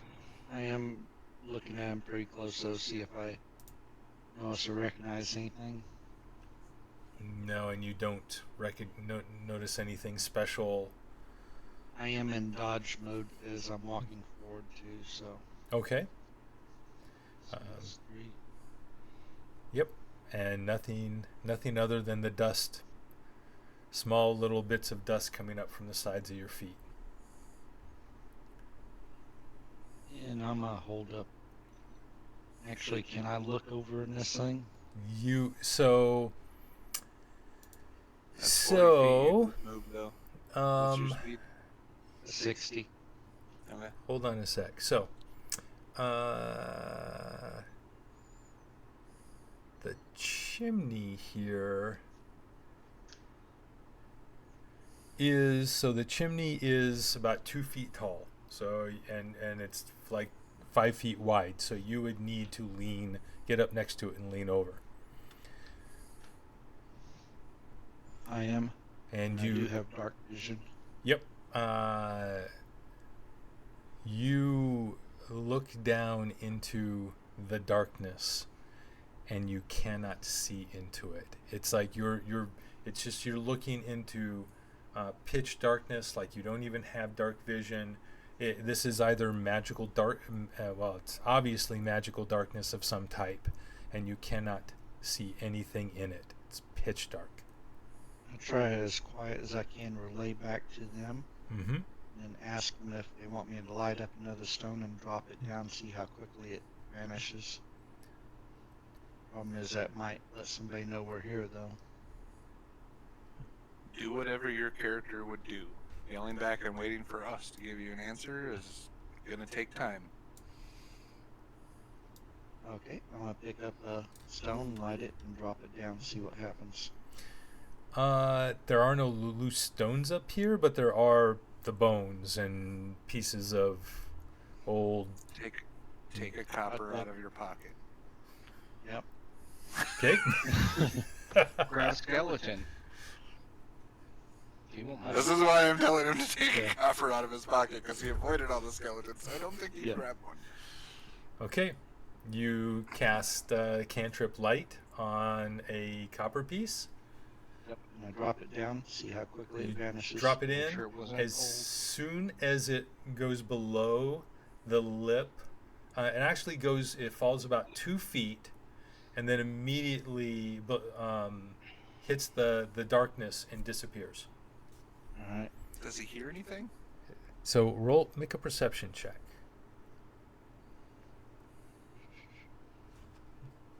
Make sure I'm clicked on him.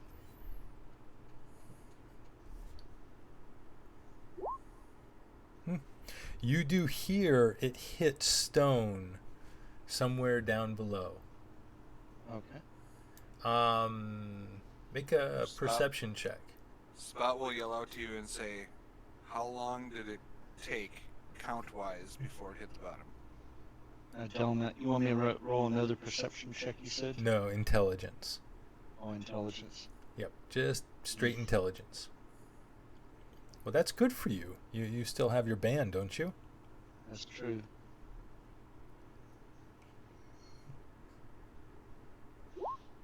All right. You guesstimate that it fell approximately, let's see, just shy of 20 feet before when it hit the stone. So, kind of like a 4 count then? Yeah, about that. 1001, 1002, 1003, 1004, and then it hit something? Yep. Probably right before you finish the 1004. Okay. And I'm going to use the rest of my movement, move back as far as I can move back, and let them know what I heard and observed. Okay. That's somebody else's turn. All right, one sec here. Are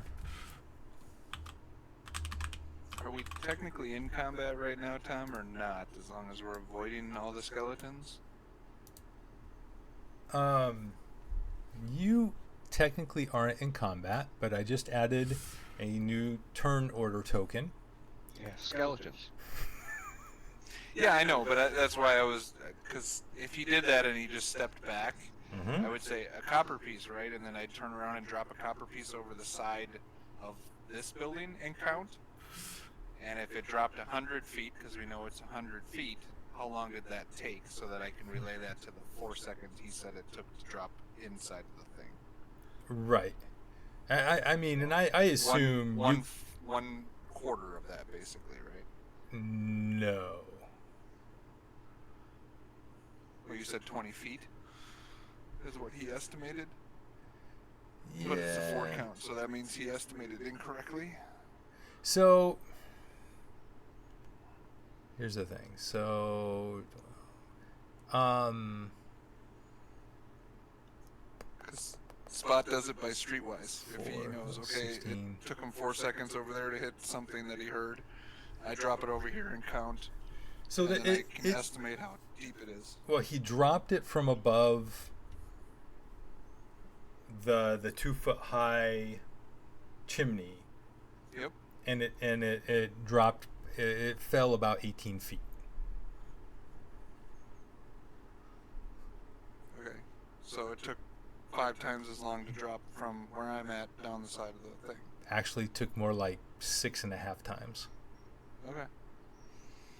Just that's what I wanted to know to verify what his. He's like, oh, it's about 20 feet deep, and I'm gonna be like, and then count and be like, yeah, you're probably about right. Yep. No, Don't absolutely. Trust me. Yep. No, it's not that I don't trust you. No, I no. trust my streetwise more though. It just tells us this may be multi-floors in here. Yep. But I also can slow fall, and 20 feet I don't take any damage on versus 100 feet I might. So I want to be able to know if I jump in, what's gonna happen. All right. So, real quick here.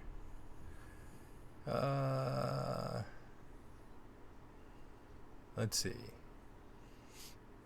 So as Luna drops the coin and then steps back, all of the skeletons on the roof here begin to mildly vibrate and shake off the layer of ash that is on top of them.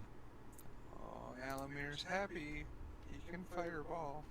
So, it is now Smock's turn. Smock, what do you do?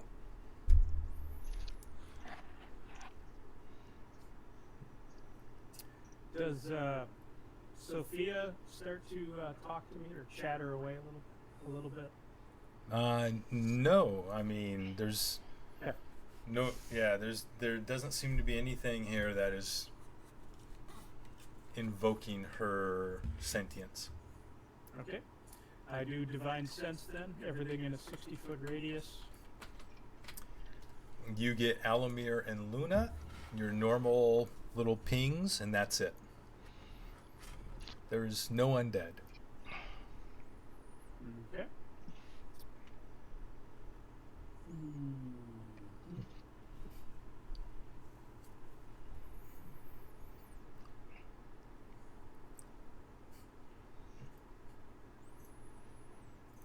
No, I'm sorry, he doesn't catch me. Harper Pin stops it.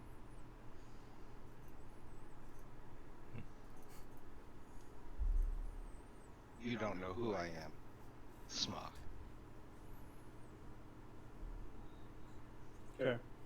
I will hold tight, actually. I will do nothing. Okay. Does Hef do anything?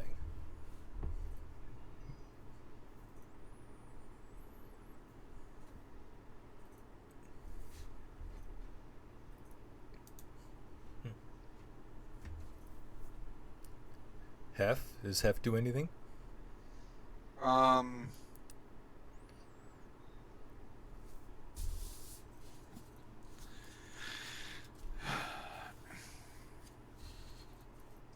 At this point in time, I think he's just gonna move over closer to everybody else.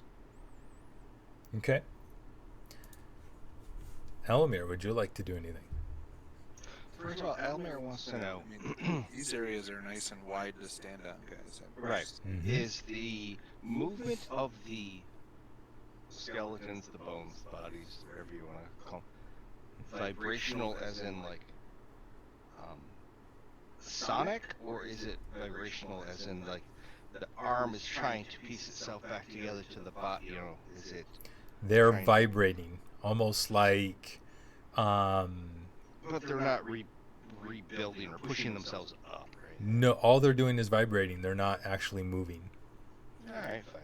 like Elmer's gonna take a step a direction. They're not moving a direction. They're just vibrating. down. Okay, Elmer's gonna take a step down. Okay. Nothing changes. Cool.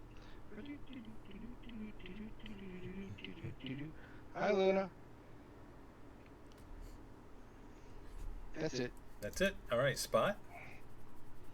So he stepped across two skeletons and nothing happened? That's correct. Yeah. I am going to pull up the whole rope, Mm-hmm. untie my hemp rope, put it in my bag, retie the silk rope, and throw it back down. And I know it's like 10 feet off the ground, but I guess we'll have to take a little bit of a fall when we go back down later, but making sure it's secure, that's what I'm doing this round, because we might need my rope to go down the middle. You can safely hang from the end from 10 feet and drop without taking damage. So Yep. that's perfectly That's fine. what I figured, so. All right. So the silk rope is still there, and my hempen rope is back in my inventory. Yep. So I think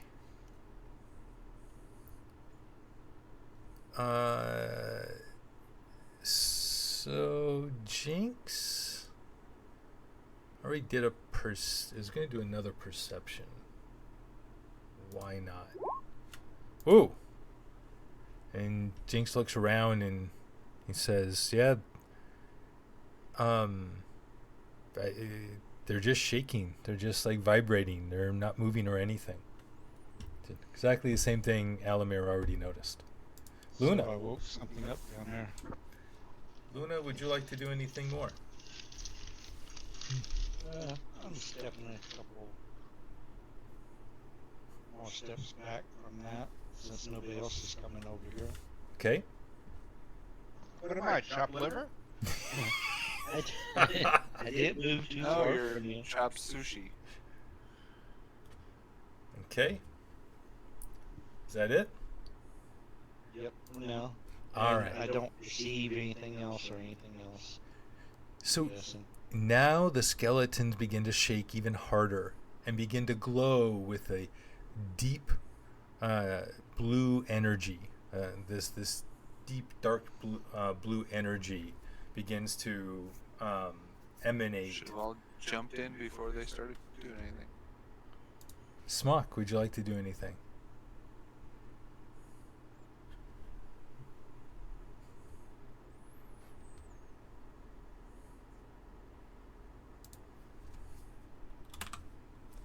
Yep, you move up.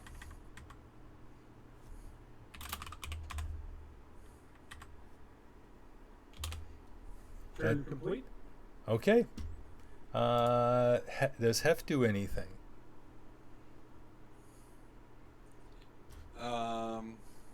Hef will follow Smock because that's what he does, but he will try not to step on. Yep. He steps around all of the 2, 3, glowing, 4, 5, vibrating 6, skeletons. All right, Alamir. The skeletons at your feet are glowing blue now. Asking Smock if he has a rope. Smock's rope is the one that's tied over the other edge. He has 2. They're both tied together. That was for the 100 So feet. So no one over here asks if anybody has a rope. That's what I just got by untying mine. Is all I yell from the other end. Almer's gonna go in here and he's gonna look over the edge and be like, "Hello!" Roll perception.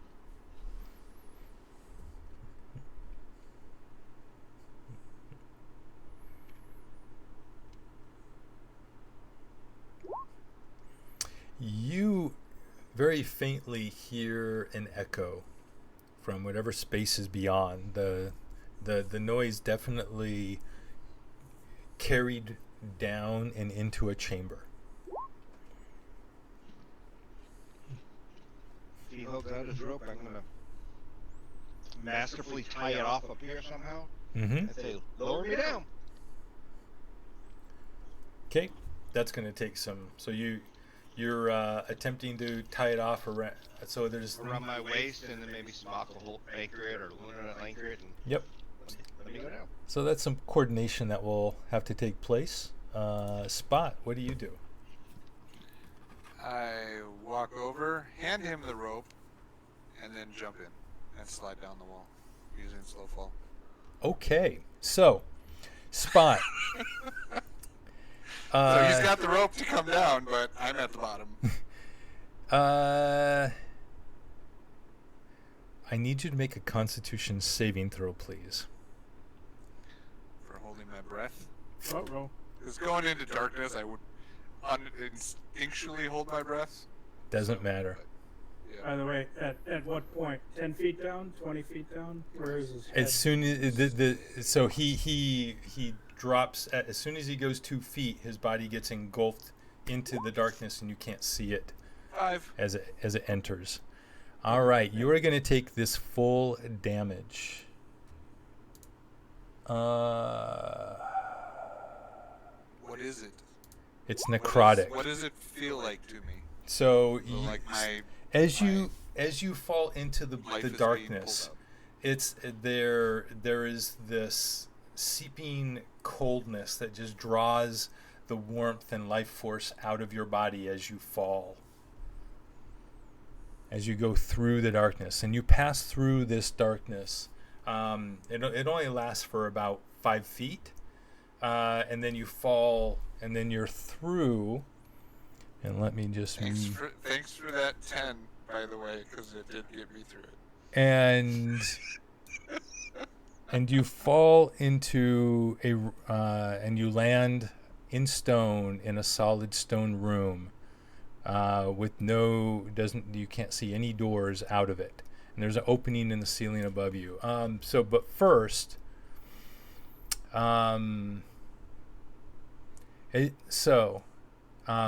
you descend quickly, as you fall into this room, the air grows heavier with sorrow, as if the weight of past miseries and lost hopes linger from every breath taken here in the past.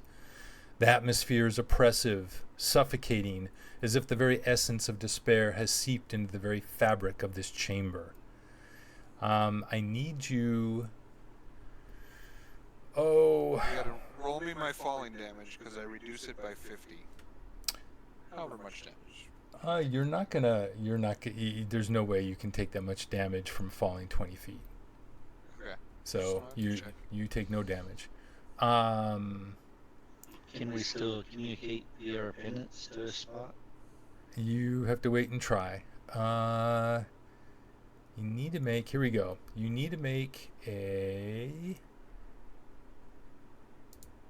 Oh, what the heck is this? How come I can't... I did this somewhere, I thought. There we go. Despair check. You need to make a despair check, which is a wisdom saving throw, please.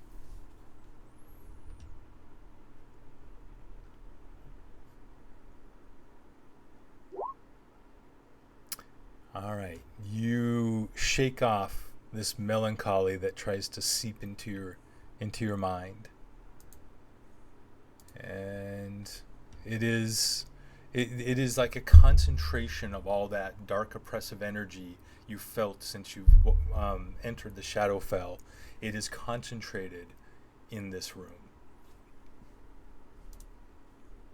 All right. And we'll get back to you. I don't... Did you... Okay.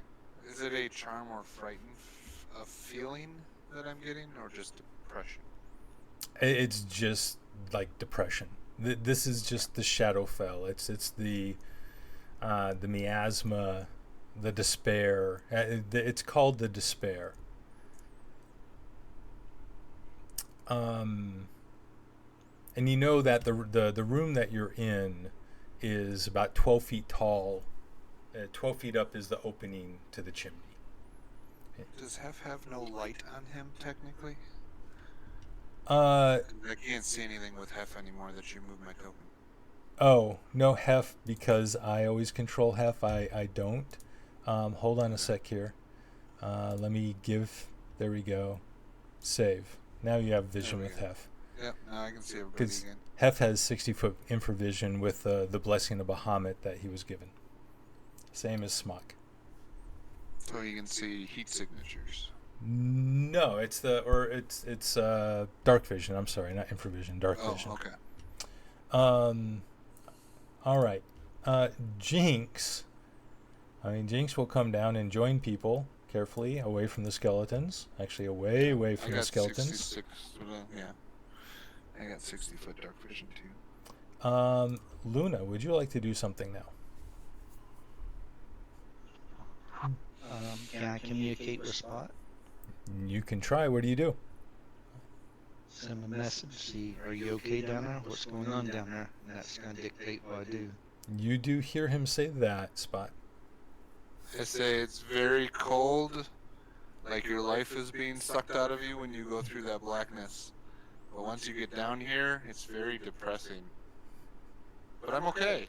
I'm just really, really hurt. And I'm sad. You won't be alone for long. You guys don't have to come here. I can die alone. Is the rope tied off on the side? Can we? No, the rope is in Alamir's hands right now. The rope is around Alamir's waist. He was waiting for people to figure out a way to belay him down. To communicate, though, that you guys will take damage going through that unless you protect yourself somehow from what felt like necrotic energies sapping at my life. Oh, that's good for me. Alamir, do you need me to heal you any more before you go down? Alamir's gonna do the go big or go home, and he's just waiting to see if someone will anchor the rope to hold him so he can start going down. And so I'm just waiting for my turn, and that's what I'm doing. Okay, I'll anchor the rope. Okay. Lower you down. So My Luna, turn. yeah, Luna grab the rope. You put the other end around you. You put your foot up against the edge of the wall of the chimney and get ready to lean back. Yeah, I do see if I can tie the far end off somewhere down here, just in case. Tie it on Fingers spot. or something that. Unless you were to tie around the entire, I mean, I guess there's some of these Chimney. stones that might, yeah, you might be able to at least wrap it tightly into the crevices around one of the stones, like one of these cornerstones. You could do that. Okay. So you work on that. So we'll just kind of move you here over Yep. around there if you want. And when he's ready, I'll help lower him down. Yep. I'll do that on my turn. As you're so Luna is wrapping the rope around Alamir, getting ready to descend down into the darkness.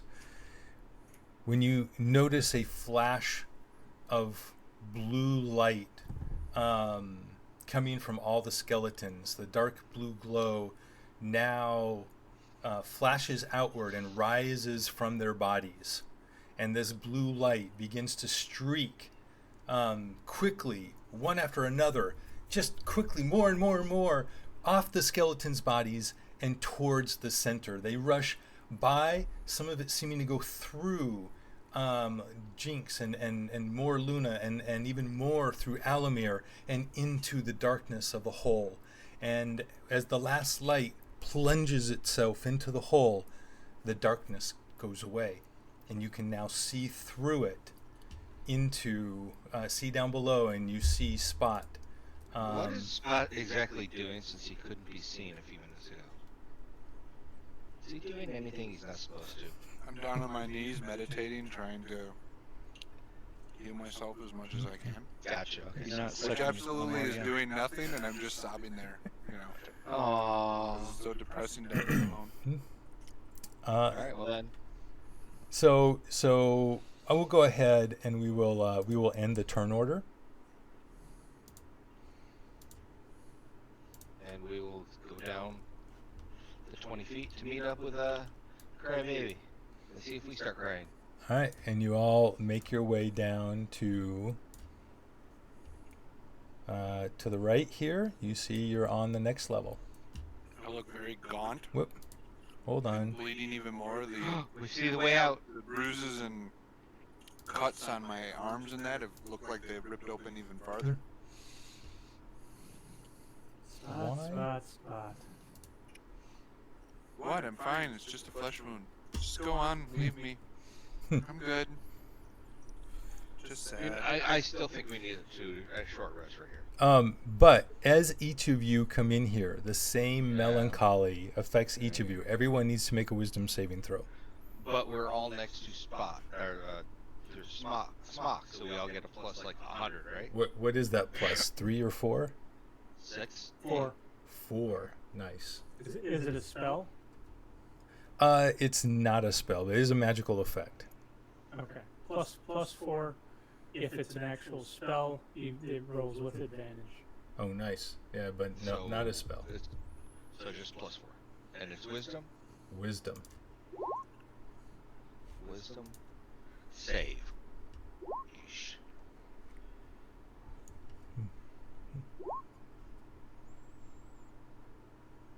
Okay. Everyone. So, Jinkin, Smock, Alamir, you want to roll for Hef? Wisdom save? Yes, please. Oh, nice. And actually, Luna, you get plus 4 to that. So, all right. All of you just kind of shake off this feeling of greater darkness as you go down. Except for Hef with Yeah. a 6. Smock, you're used to just as you look around checking in on Hef, especially in new situations, and you see this look on Hef that is a sadness that you have not seen since around the time you first met him. Now, I do have a question. Yes. I've never heard of the despair condition for because I have an aura of courage that I just got at 10th level, which means creatures within 10 feet of me cannot be frightened. Is that aura of courage helpful at all in this aspect?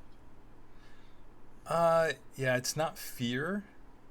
Okay. It's That's different why I asked than about fear. too, because that was my Right. key. It's making me immune to more fear, so. it's more akin to like a madness than Ah. fear. Okay, never mind. Thank you. Yep. No, good question. Good question. So all right. So Howler, would you please roll oh no, that's not that table. Hold on. Despair table. Again? Roll. I just got down here. I didn't even get to do anything. I got to roll twice. No. This is Hef. You're rolling for Hef, Howler. Oh, I'm rolling for half. Gotcha. You said spot, so I was like, what did I do? I said Howler. Just remember, your alt is about to die. So. It's your alt. And I'm rolling for him. Okay. So. Okay, let me just. I haven't Turns a rolled very well at all minor. tonight, Appears guys. at a minor. Okay, so it's just a minor. Go ahead and just roll a d20, please. Oh, I can't do that from F's. I don't have the little button down in the corner. Still just do it from the Yep, upper left 20. and roll 20. Okay. All right. No, that's actually Hopefully good. so. That doesn't sound like it's good. So. So what I'm going to say is the despair table that was going to take over Hef was going to be fearful, and because of Smock's aura, it is negated and broken through. Yes. Nice roll. All right. But so you are in this room.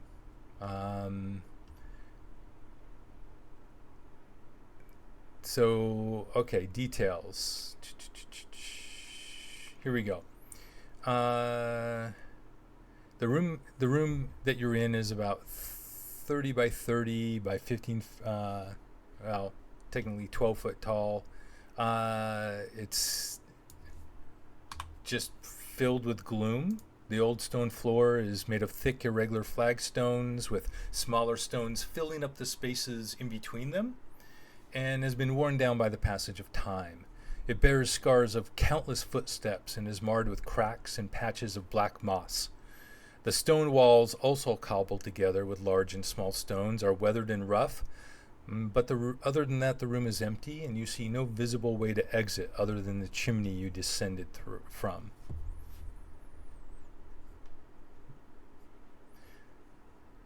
So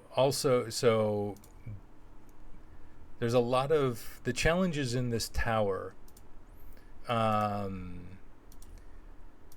are things that you can learn more things about through various things like perception, investigation, arcana. I mean, maybe some, and depending on the things, you may learn based on other skills too.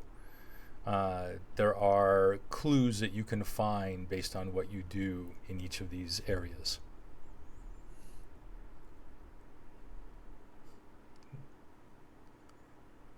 Who would like to start?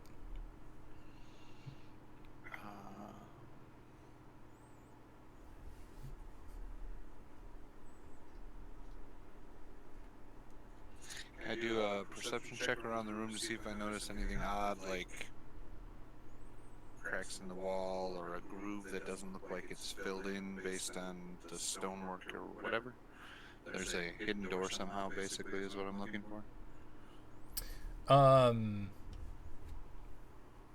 Roll make an investigation check. You can do a perception or investigation, either one. Oops. Well, that was half. That was a 20. But what So is, Hef did that because we'll just make Hef do that then. okay, so Hef does it. Hef begins. He snaps out of the effect as he comes down, but he has this feeling he just really needs to get out of here, and begins looking around. So he begins. So it takes 1 minute to investigate a 10 by 10 section of a room. If you're proficient in either perception or investigation. He is proficient. Yep. So which 10 by 10 foot area is he working on? That back, so I would go this 10-foot area right there. That corner basically, just searching. So he checks. Starts working his way around the room. Yep. He checks that area and he says no, it doesn't look like there's anything there. Who's next?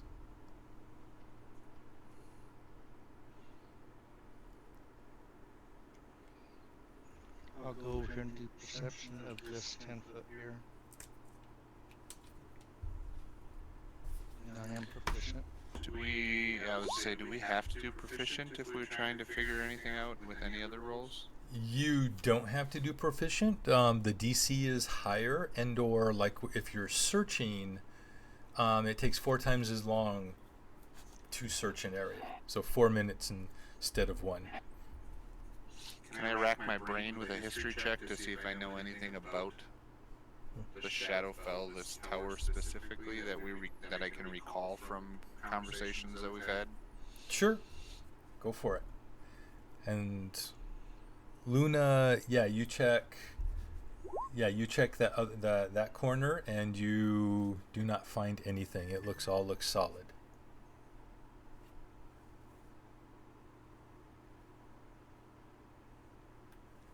Yep. Only a 10.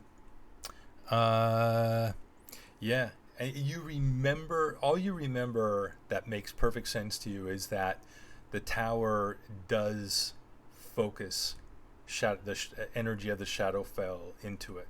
That is one of its dangers. You do remember very specifically being told you do not want to spend more, like a second longer than 1 hour within this tower. So you need to get in and get out. I remind everybody, we have an hour. It started from the point when we came in. So we have to get out of this room then. We have to get out of the tower Right. in an hour. Okay, Which so means we gotta find whatever we want and get out. Okay, so do we find So anything in the room? search the room, start looking around, checking. Not the yet way to you get out have of it. here. Okay. Do you want to help? Well, that's the first thing we need to do is check the room, check the walls, check the floor, Yep. see if there's anything invisible, see if there's... That's what people are doing. What would We got 2 corners done. Yep. You got 2 corners done. Smock's going over to the side wall. So, do we need to go to places, or do we just need to roll and see? You Hey, need to it's go. my health. You need to go to places.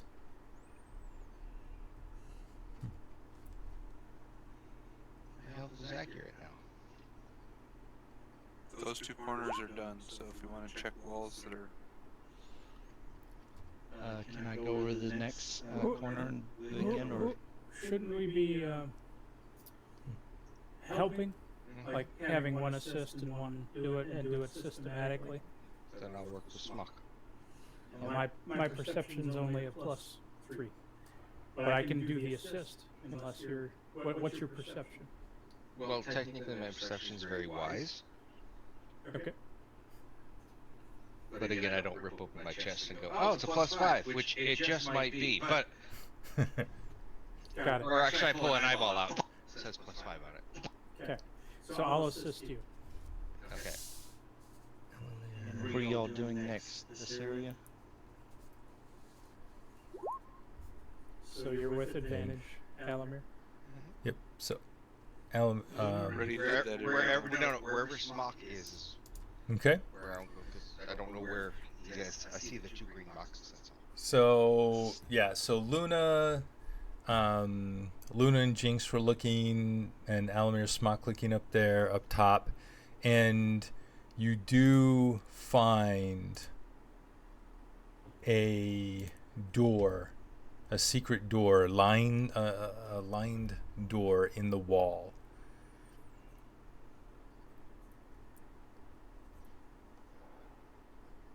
Cool. Oh, wow, now we can open doors. That's kind of cool. So there are very thin cracks in the walls that go all the way that create the outline of this door. It's irregularly shaped. It follows the rounded forms of the larger stones and is approximately 5.5 feet tall and 4 feet wide.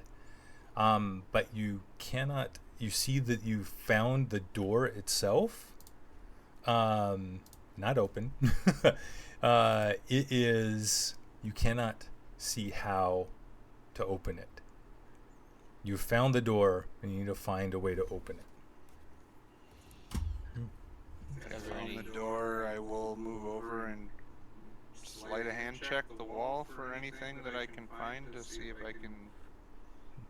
Can I do sleight of hand? Sure, go for it. See if you can feel any protrusions or anything unusual. Yeah, the stone is unbroken. There's nothing. You do not feel anything out of place, or movable, or unusual in the formations. Nothing on the wall, nothing in this 10-foot area on the floor or anything for a button to step on or anything like that, right? No, you see. Or is it okay? Nope, Alright. you don't see anything around there. I'm gonna do this area here. Perception. Yep, go ahead and make it with advantage. Jinx was helping you. And in the name of being thorough and timely, Alamir and I will continue to go clockwise. Mm-hmm. Yep. Well, So I'm attempting an assist for Alamir. and I think that's where Luna just checked that corner. Yes. So y'all going down here to this next area? Okay. Nice. Yeah. Smock does it on his own. and you spend time carefully searching that area, and you do not see anything. Nothing there. Luna, grab the southern wall. I was gonna hit the center one here. Okay, and Jinx is helping you with that. Okay. Yep, and you guys find nothing down in the corner. Luna, you're looking in the center. You find 2 small stones on either side of a large flagstone in the center of the room that do not have any black moss on them, looking like the moss was recently scraped away. I draw their attention to these 2. Push him. Okay, I push them. So you press the 2 stones down simultaneously, and you hear the sound of a grating chain, a chain grating against stone, heard from somewhere underneath you in the floor. And then there's a sharp crack in the vicinity of the door, and you watch as the right side of the door slowly rotates away from you and into the space beyond, pivoting on what must be pins set into the top and bottom of the left side. The space beyond is unlit. Yes, it is open now. But some of the light from the chimney filters in to show an empty hallway. A wall made of dark weathered wood blocks the left, and the hall follows the curve of the tower's outer wall to the right. cast Smock or Spot if they want me to cast Light on them. No, I have dark vision. I don't need it. everybody in the group has dark vision at this point. Half? Yep. Okay. Technically, your glowing coin should still be down here. You can just pick it up again. And It carry is. with you if you want. It is actually. Okay. Be a good way to just throw it forward every time. Yep. That's what I'll do with it. So nothing to the left. That's a wooden wall. You can't go any further there. It's just a solid wooden wall that stops you from going left. What type of wood? It's an old, maybe oak, hardwood, mahogany. It's tough to tell. It doesn't easily categorize, and it's heavily weathered. Can I strike it firmly with my hand? Yep. See You can, and cracks or anything? it does not.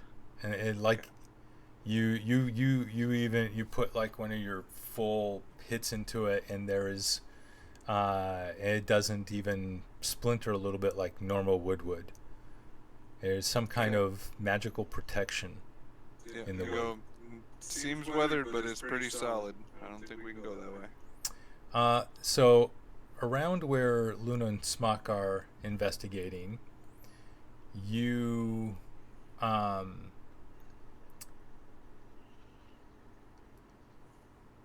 where is it?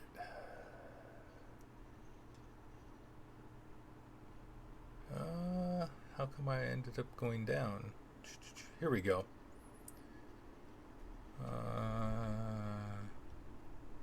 Okay. So you are, yep. So what you see is an 18-foot long table made from thick weathered oak with a single oak chair in front.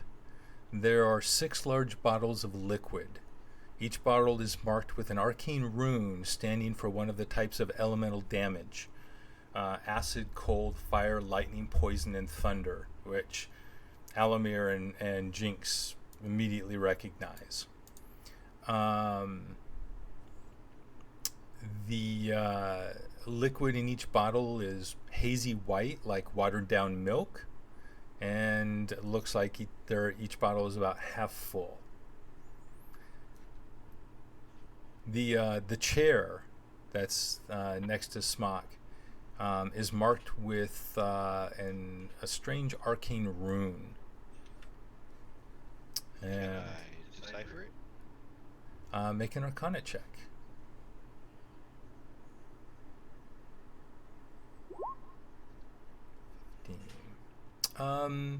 So you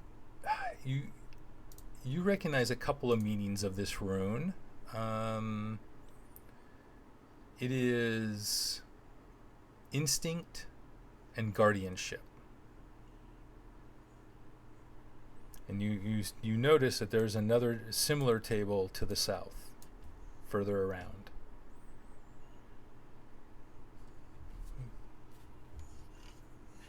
So these potions, just in vials, flasks,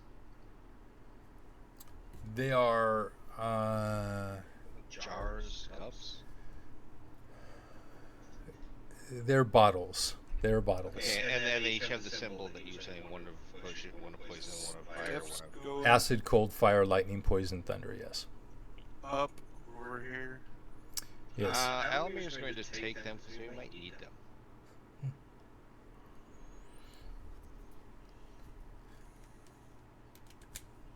So, what is Alamir doing? He's going to take them if we need. So if we need them, Okay. So you're starting just grabbing the bottles? start one at the top. I'm not going to reach my arms out and go clink, clink, clink, clink, clink, clink. I know how to carry a glass bottle. I'll take one because I'm going to be putting it in the bag of holding. Okay. So whatever this top one is here, I don't know if they're marked. The very first one is acid. The top one is acid. I will take that one. So you take that one and you do what with it? I'm placing it in the bag of holding. You go to place it in the bag of holding, and it disappears out of your hand, and you look, and it's back on the table. Okay. then I don't worry about any of them. Okay. We don't have time to play games like that. Alright. Same thing here. Yep. The only difference Figure it out though to come back down and open up something later. is that there is a different rune on the chair here. What's okay, give me a sec. Arcana check. So we had guidance. The other one was guidance, right? Correct. It one I had no was idea. instinct and guardianship. Instinct and guardianship. The one on the bottom, all you come up with is balance. Okay. So we got to figure out which potion reflects instinct and guardianship, which one is balanced. Okay. And around the corner, nothing. Just stairs. And then there's just stairs heading down.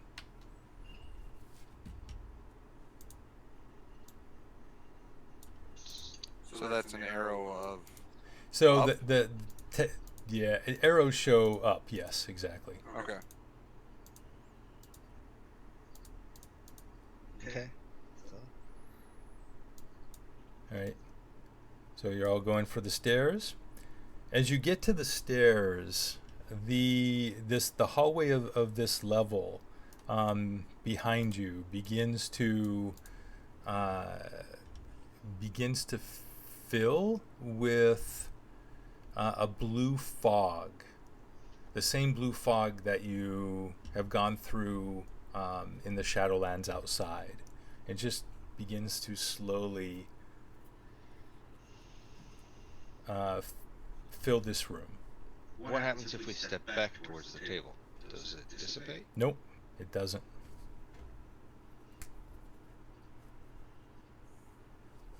Okay, so if this is balance, which of the elemental types would be considered balanced? Water? Because we have acid, poison, fire, lightning. What are the other two? Was one necromantic? No. They're elemental damage. It's all elemental damage. Right, I know we got fire, lightning, acid, poison, Cold and thunder. cold, and thunder. Okay. So of those, which one is balanced? Or which one gives balance? I mean, necrotic is between good and bad, life and death. But that's none of the vials. That's not Oh. that's not elemental. That's right, you're right, okay. Fire is not balanced. I know nothing. You break your head. I'm trying to read you what are you talking about and just over my head. Fire, poison. And the other one up here was guidance. Not guidance, I totally forgot I'm old again. I keep wanting to say guidance, but it's not guidance. So it's up there's guardianship and instinct. Guardianship and instinct. The other option, guys, is we just take one, see if it stays with us. If we take it, it disappears and goes back, we take the next one, see if that happens. What the heck? I'm over But here. we don't have that much time either. But I can also just grab, put in, it disappears, goes back, take the next one. I'm not standing here for an hour doing it. Right. It's Sure. 60 seconds. I should get through 6 of these things. Sure. So you do it real quickly, and each and every one of them goes back on the table. It doesn't let you put any of them in the bag of holding. Oh, so, and this one is balanced down here, right? Yes. Okay, fire and ice. Take them together. Fire and cold. Fire and cold. You go to grab both of them, and they don't move. It only lets you take one at a time. So take fire and then cold. Once you take fire, the cold will not move. Put it back. Take the cold. But it doesn't disappear and repair and turn itself. No. If you put fire back, then cold it allows you to take cold. It'll allow you to take one bottle at a time. Are they open? They are. They're open, Are they, half are full. they full? Half full. I'll put the fire in the cold. Okay, you go to pour it in, and as the liquid pours into the other bottle, the liquid disappears. And when Both of them? no, just from the one you're pouring from. And same thing, if I put does it reappear back in the bottle at the other And end of the then table? and then once you put that bottle back down, it magically fills back up to half. Okay, what about the other way? Cold to fire. Nope, does this exact same thing. What are the balances here? Thunder and storm. Do you need something from the other table to put it on this table to They're the find same. balance? They're the same things. No, but that's what I'm saying. Do you need to swap one from a table to the other table But to find I- balance? But again, Right. Spot doesn't know shit, so that's why I'm not helping How you. about I'm how just about, trying to give you a how hand. about thunder and lightning? So, go ahead and make an Arcana check. Yes, we do. Not bad. No, actually. So, yeah, like there's something here. You're not something about the magic being being done with these bottles, in the chair, has something to do with all you can discern is that there's a chair sitting there, which means Got it. you're meant to sit in the chair and drink. So I will. All right. I'll sit in the chair, and I'm I gonna drink. will work my way upstairs Yeah, as he's gonna he's go doing start- that, and he's this gonna go forest sneaky. cloud's coming in. That's downstairs. So go downstairs Oh, because Sure, you're on the it's going top. the wrong You're on way. the top floor. okay. Just creeping down. I don't know. Hef's I- probably not following me. I'm just for the heck of it. I'm gonna try the fire again. I'm gonna drink the fire and then drink the cold. Fire and ice. Okay, you drink the fire, and it goes down. It Yummy. it tastes like clear water. Sediment. It tastes like a clear watery drink. Much like not like a healing drought, but it tastes like a near tasteless potion. Okay, and then the cold. Okay, then you take drink from the cold, and immediately you begin choking. So you take. Hold on a sec here. I think if we get half life, I think 4d6. we should get only half the damage. Make a Constitution saving throw, please. This is against poison. Poison. I'm just trying to think. I have defense. I have resistance against poison, Okay. and I have concentration. I get +1 advantage against poison and +1 on all saves. Oh, because of the dwarven belt. So Dwarven belt and the ring of protection. So the ring of protection, right, just gives you a gives bonus. me But +1. go ahead So, and make a roll con with save. it. Yep, with advantage. Okay, you make your save, so you only take 9 points, or actually no, half. So that's only 4 points of poison damage. There we go. Okay. And I didn't take poison. I took cold. Mm-hmm. Total is 4. Okay. 4. All right, guys, we gotta figure this stuff out. And now, do they You both guys are refill? the intelligence ones, not me.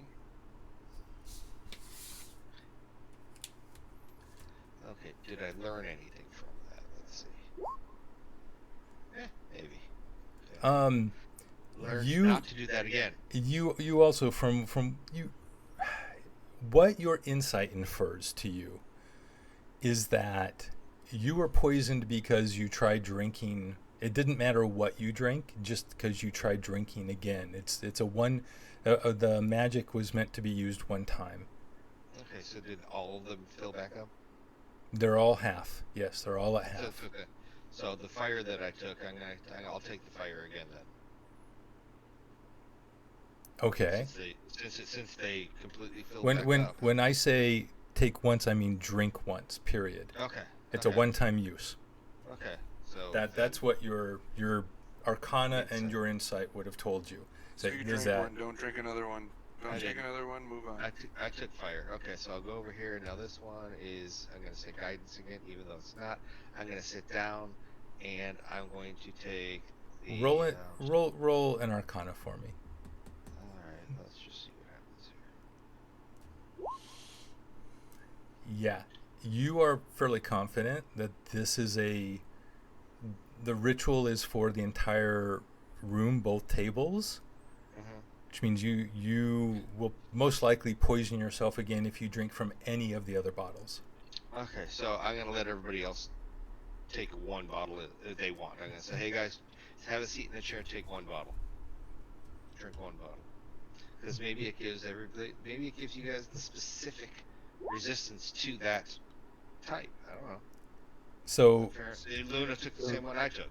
No. I'm just writing in there. Fire was taken. Yep. And we get a list of all the others in there, so this way we can look at them. it's acid, cold, lightning, poison, thunder. And at this point, the fog is now growing to the point where the hallway is becoming heavily obscured. It's getting very thick. So, since Almir took one, he's gonna start heading this way. I've been downstairs for the last 5 minutes while they've been drinking potions. What did I see? We'll get to you in just a sec. Or actually, let's just do that real quick. While people decide if they're going to do anything down there. All right. So you get down to the bottom here. You step down into a short hallway that tapers into a sharp corner as the right wall runs into the curved outer wall of the tower. The air is cool and musty, hinting at years of abandonment. The wooden wall to your right has a large iron-bound door made of aged oak in the center, and in the corner at the end is an ornate chest, appearing out of place in such a desolate environment. It is exquisitely crafted from dark polished wood, adorned with intricate carvings. Its brass fittings gleam softly in the subdued red light emanating from a large half-moon crystal protruding from the center of the top band of brass. And the door is just a plain old wooden door? Yep. You said? Or yes. Steel-bound door. Does the door look to be locked? So the door doesn't appear to be locked, but you can't open it. My streetwise tells me, don't go for the chest, because that's the trap. So I will try to figure out how to open the door first. So you have a good you've been down there about 5 minutes while people were doing stuff upstairs. Yeah, so perception to check the door. I mean, is there a handle? Is there a lock key hole? Anything? Besides the door is just a door with no handle right now? There is a handle on it, but it doesn't open. There's no lock key hole or anything, though? There's not. Okay, I will go over and look at this stupid chest. I will do an investigation check, which I'm horrible at, to see if there's anything up with the chest. It's a 12. Okay. Does it look trapped or anything in my mind? It doesn't. Not that you can tell. It doesn't look trapped. The only thing that really stands out to you is the large half-moon crystal emanating a dull red light. I touch the crystal. Okay, nothing happens. It's smooth, slightly cool. There's no. You said there's no latch on it though. Like it's not locked. Can I just lift The up the lid? yeah, the chest just lifts up. Yeah. I will open the lid.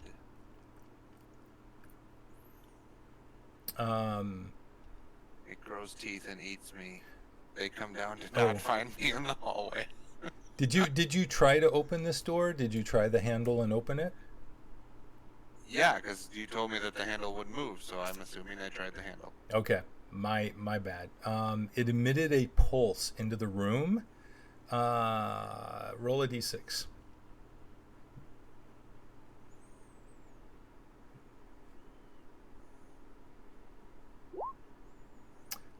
It emitted thunder damage. So so everyone upstairs, you heard a great boom as a burst of thunder rolled out from the door. Make a dexterity saving throw, please. See if you can avoid the damage. I have evasion. Yep. So if I save, does that mean I have advantage on it too? No, it doesn't. 14? Nope, that does not do it. So, Okay, so I take half damage. Yep, you're gonna take. You would take 8 points of damage. I'm dead. You go back to 1, right? Yes. He sounds so happy. Yay, I want to walk again. But everybody upstairs at this time. This would be about this time. You hear the boom downstairs. Crack, thunder, and then a thump onto the floor. So all I saw was that Luna was going to take the cold. Where were you trying to take it or drink it? Drink it. In which chair? The chair over by where it was at. Well, there's a cold on each table. Both tables have cold. Alamir drank from the south. For balance. Yep. I'd try there. You're gonna try the one up there? Yes. Okay. You drink, and it is cool and refreshing, and then refills itself as you put it back. It was very refreshing. Okay. All right. Go over here and tell the people I took it and my experience and which table. Okay. But I'm guessing different people need to take different things. So Smock, were you taking anything? I was not. Okay. Then I won't have. Then let's go down. And you can decide on the way back maybe if you want to do something. All right. You get down there. You see Spot. Is your Spot still opening the chest? Yeah, after the door blew me up, I would have went over and I opened the chest then. Yep. You open the I'm chest. at 1 hit point when I open the chest now, so.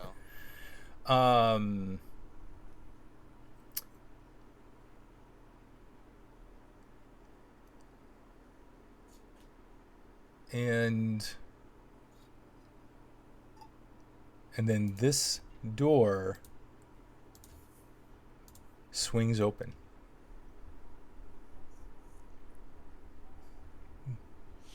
Well, that hurt to figure it out, but the chest opens the door, and I stand back up and walk over towards the door.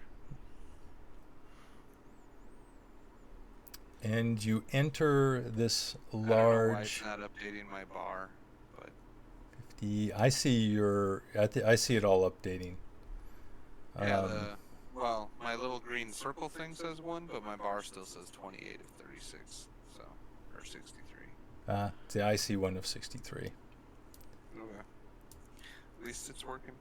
Yep. It's just not on my end. And that Do you mean that sometimes happens to players I've seen. these chests have symbols on them? Like So as you come in, the chests all look exactly the same as the one that was out in the hallway that Spot just opened, except there's a different color crystal sitting on top of it. So this one in the northeast corner here, that one is orange. This one down here in the southeast corner is green. This one down here is blue. And this one is yellow. Okay, I tell people stand back, and I'm gonna try opening this one. I have a hunch. Okay. Can I open it? You open it, and there is a pulse of energy. Roll a d6. All right.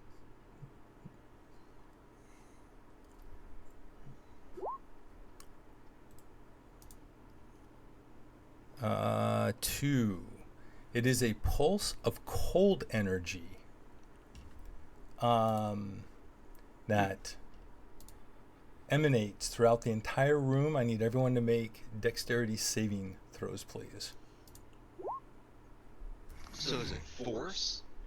It's Spot cold. Spot and Alamir get a +4. So it's cold. Okay. So Alamir does not have to roll. He's not quite in the room. Okay. +4. Half gets +4 also. Yes. 32. Nice. I was ready for that one as soon as I saw him reaching for the chest. I was ready. Yep. You probably backed out of the door nope. So that's it's a DC 18. So if you so Luna, you failed, but you only take half damage because you are resistant to cold right now because of the drink you drank. So you only take 4 points of cold damage. I gotta roll for Jinx. Should have everybody step out. Dex save. So Jinx does not make it and takes 8 points of damage, cold damage.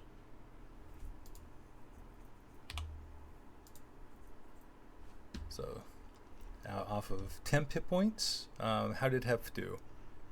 Hef made it. 22. But he still takes half, so that's 4, so I'll do that. Yeah. So Temporary hit points? Did he not have any? they were gone already. He got hit once in that fight against the Darklings hit him. This did confirm what I thought, though. Which is? That if we drink, each person drinks a different bottle, we get resistance to whatever. I got resistance to cold, so I took half damage.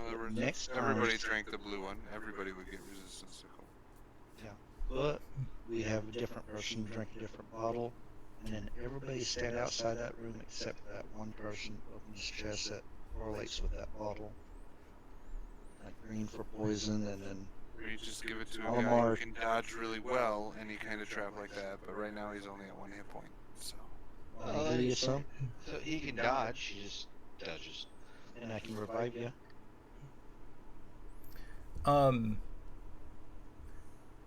Go ahead and anyone who is proficient can try an Arcana or Nature check. There's something about the chests and the gems. Ow. nope, neither of my characters have Arcana or Nature. Same here. I'm not proficient. Alamir. Yeah, we'll go with that. Alamir, you were like, okay, no, the magic in here doesn't make sense. But the first color that opened the first door was red, and then you're looking at 4 other colors in here that are the colors of the rainbow.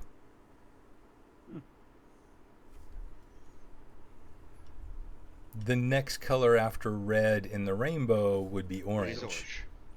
Red, orange, yellow, green, blue, indigo, violet. which is Roy G. Biv. an orange. That's And right. this chest has an orange. I'm stepping outside. I'll open up the orange. I'll open up the orange. You open the orange, and this door opens. Which one's green? Or yellow? Where's yellow? As a matter of fact, What does that chest look like? so you're looking. Oh wait, so actually, no. I'm sorry. That chest doesn't open. My bad. But I'll tell you what. That chest didn't open. But but this one is. Then this What do we is got over yellow. here? And when you open that one, then this door opens. My bad. Sorry. Where's green? So you opened these two top ones, and then this one in here is green, as is this one here. All right. Open it. So you open this one, nothing happens. In here. What about in here? Then you open that green one up, Yeah. and so you open that green one up, and nothing happens. So what's this one Have- out here that he was? This is blue. The only one left in here is a blue. Oh.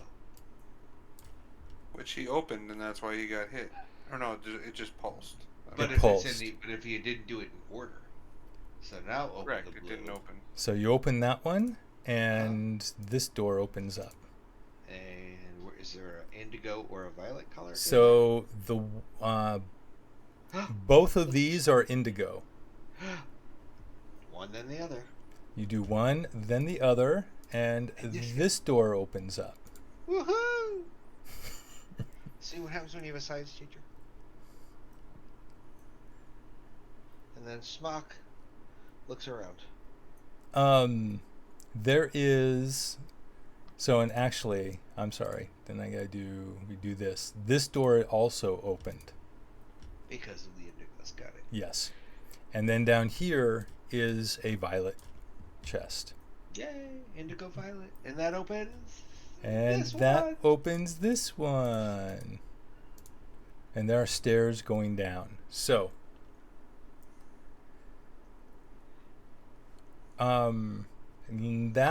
and actually before we go down, that is where it's probably a good spot to stop before we go into the next level. The next level. Dun, dun, dun. So you've gone through the first, technically 3 top levels of the Black Tower. And how much time have we spent so far, in your opinion, Tom? Well, 10 minutes. I'm keeping track. 10 minutes. That's why I'm asking, because I would be keeping track as Spot, too, because I said we have an hour, so... Yep. Let's see. That was 1, Started the timer on 2, your watch. and that was fairly quickly. So all that 3. Well, we don't know how many levels we have to go through, so that's why I was saying 5 minutes, and I was gone and into the next room area, and So you- almost died, but you went through hopefully that didn't take us long. Yeah, you went through these pretty quickly. You have spent 23 minutes in the tower so far. You spent quite a bit of time on that level above this. They did, I didn't. Yep. So, and actually, well, I stopped there. No, there was more. There would have been a little more than that. We'll say 25. We'll just round it to 25, which is kind of that's rounding down, which is fine. We'll say 25 at this point. All right. Sweet. And we will pick up there next week. Thank you, gentlemen. Thank you, Tom. Been a pleasure. Yeah, so that was end of episode 45. Woo. And we will see what happens in the rest of the tower next week. Thank you, everyone. Thanks for playing, gentlemen. Thanks, everyone out there watching our adventures. Until next time, may your life be filled with peace, joy, and love.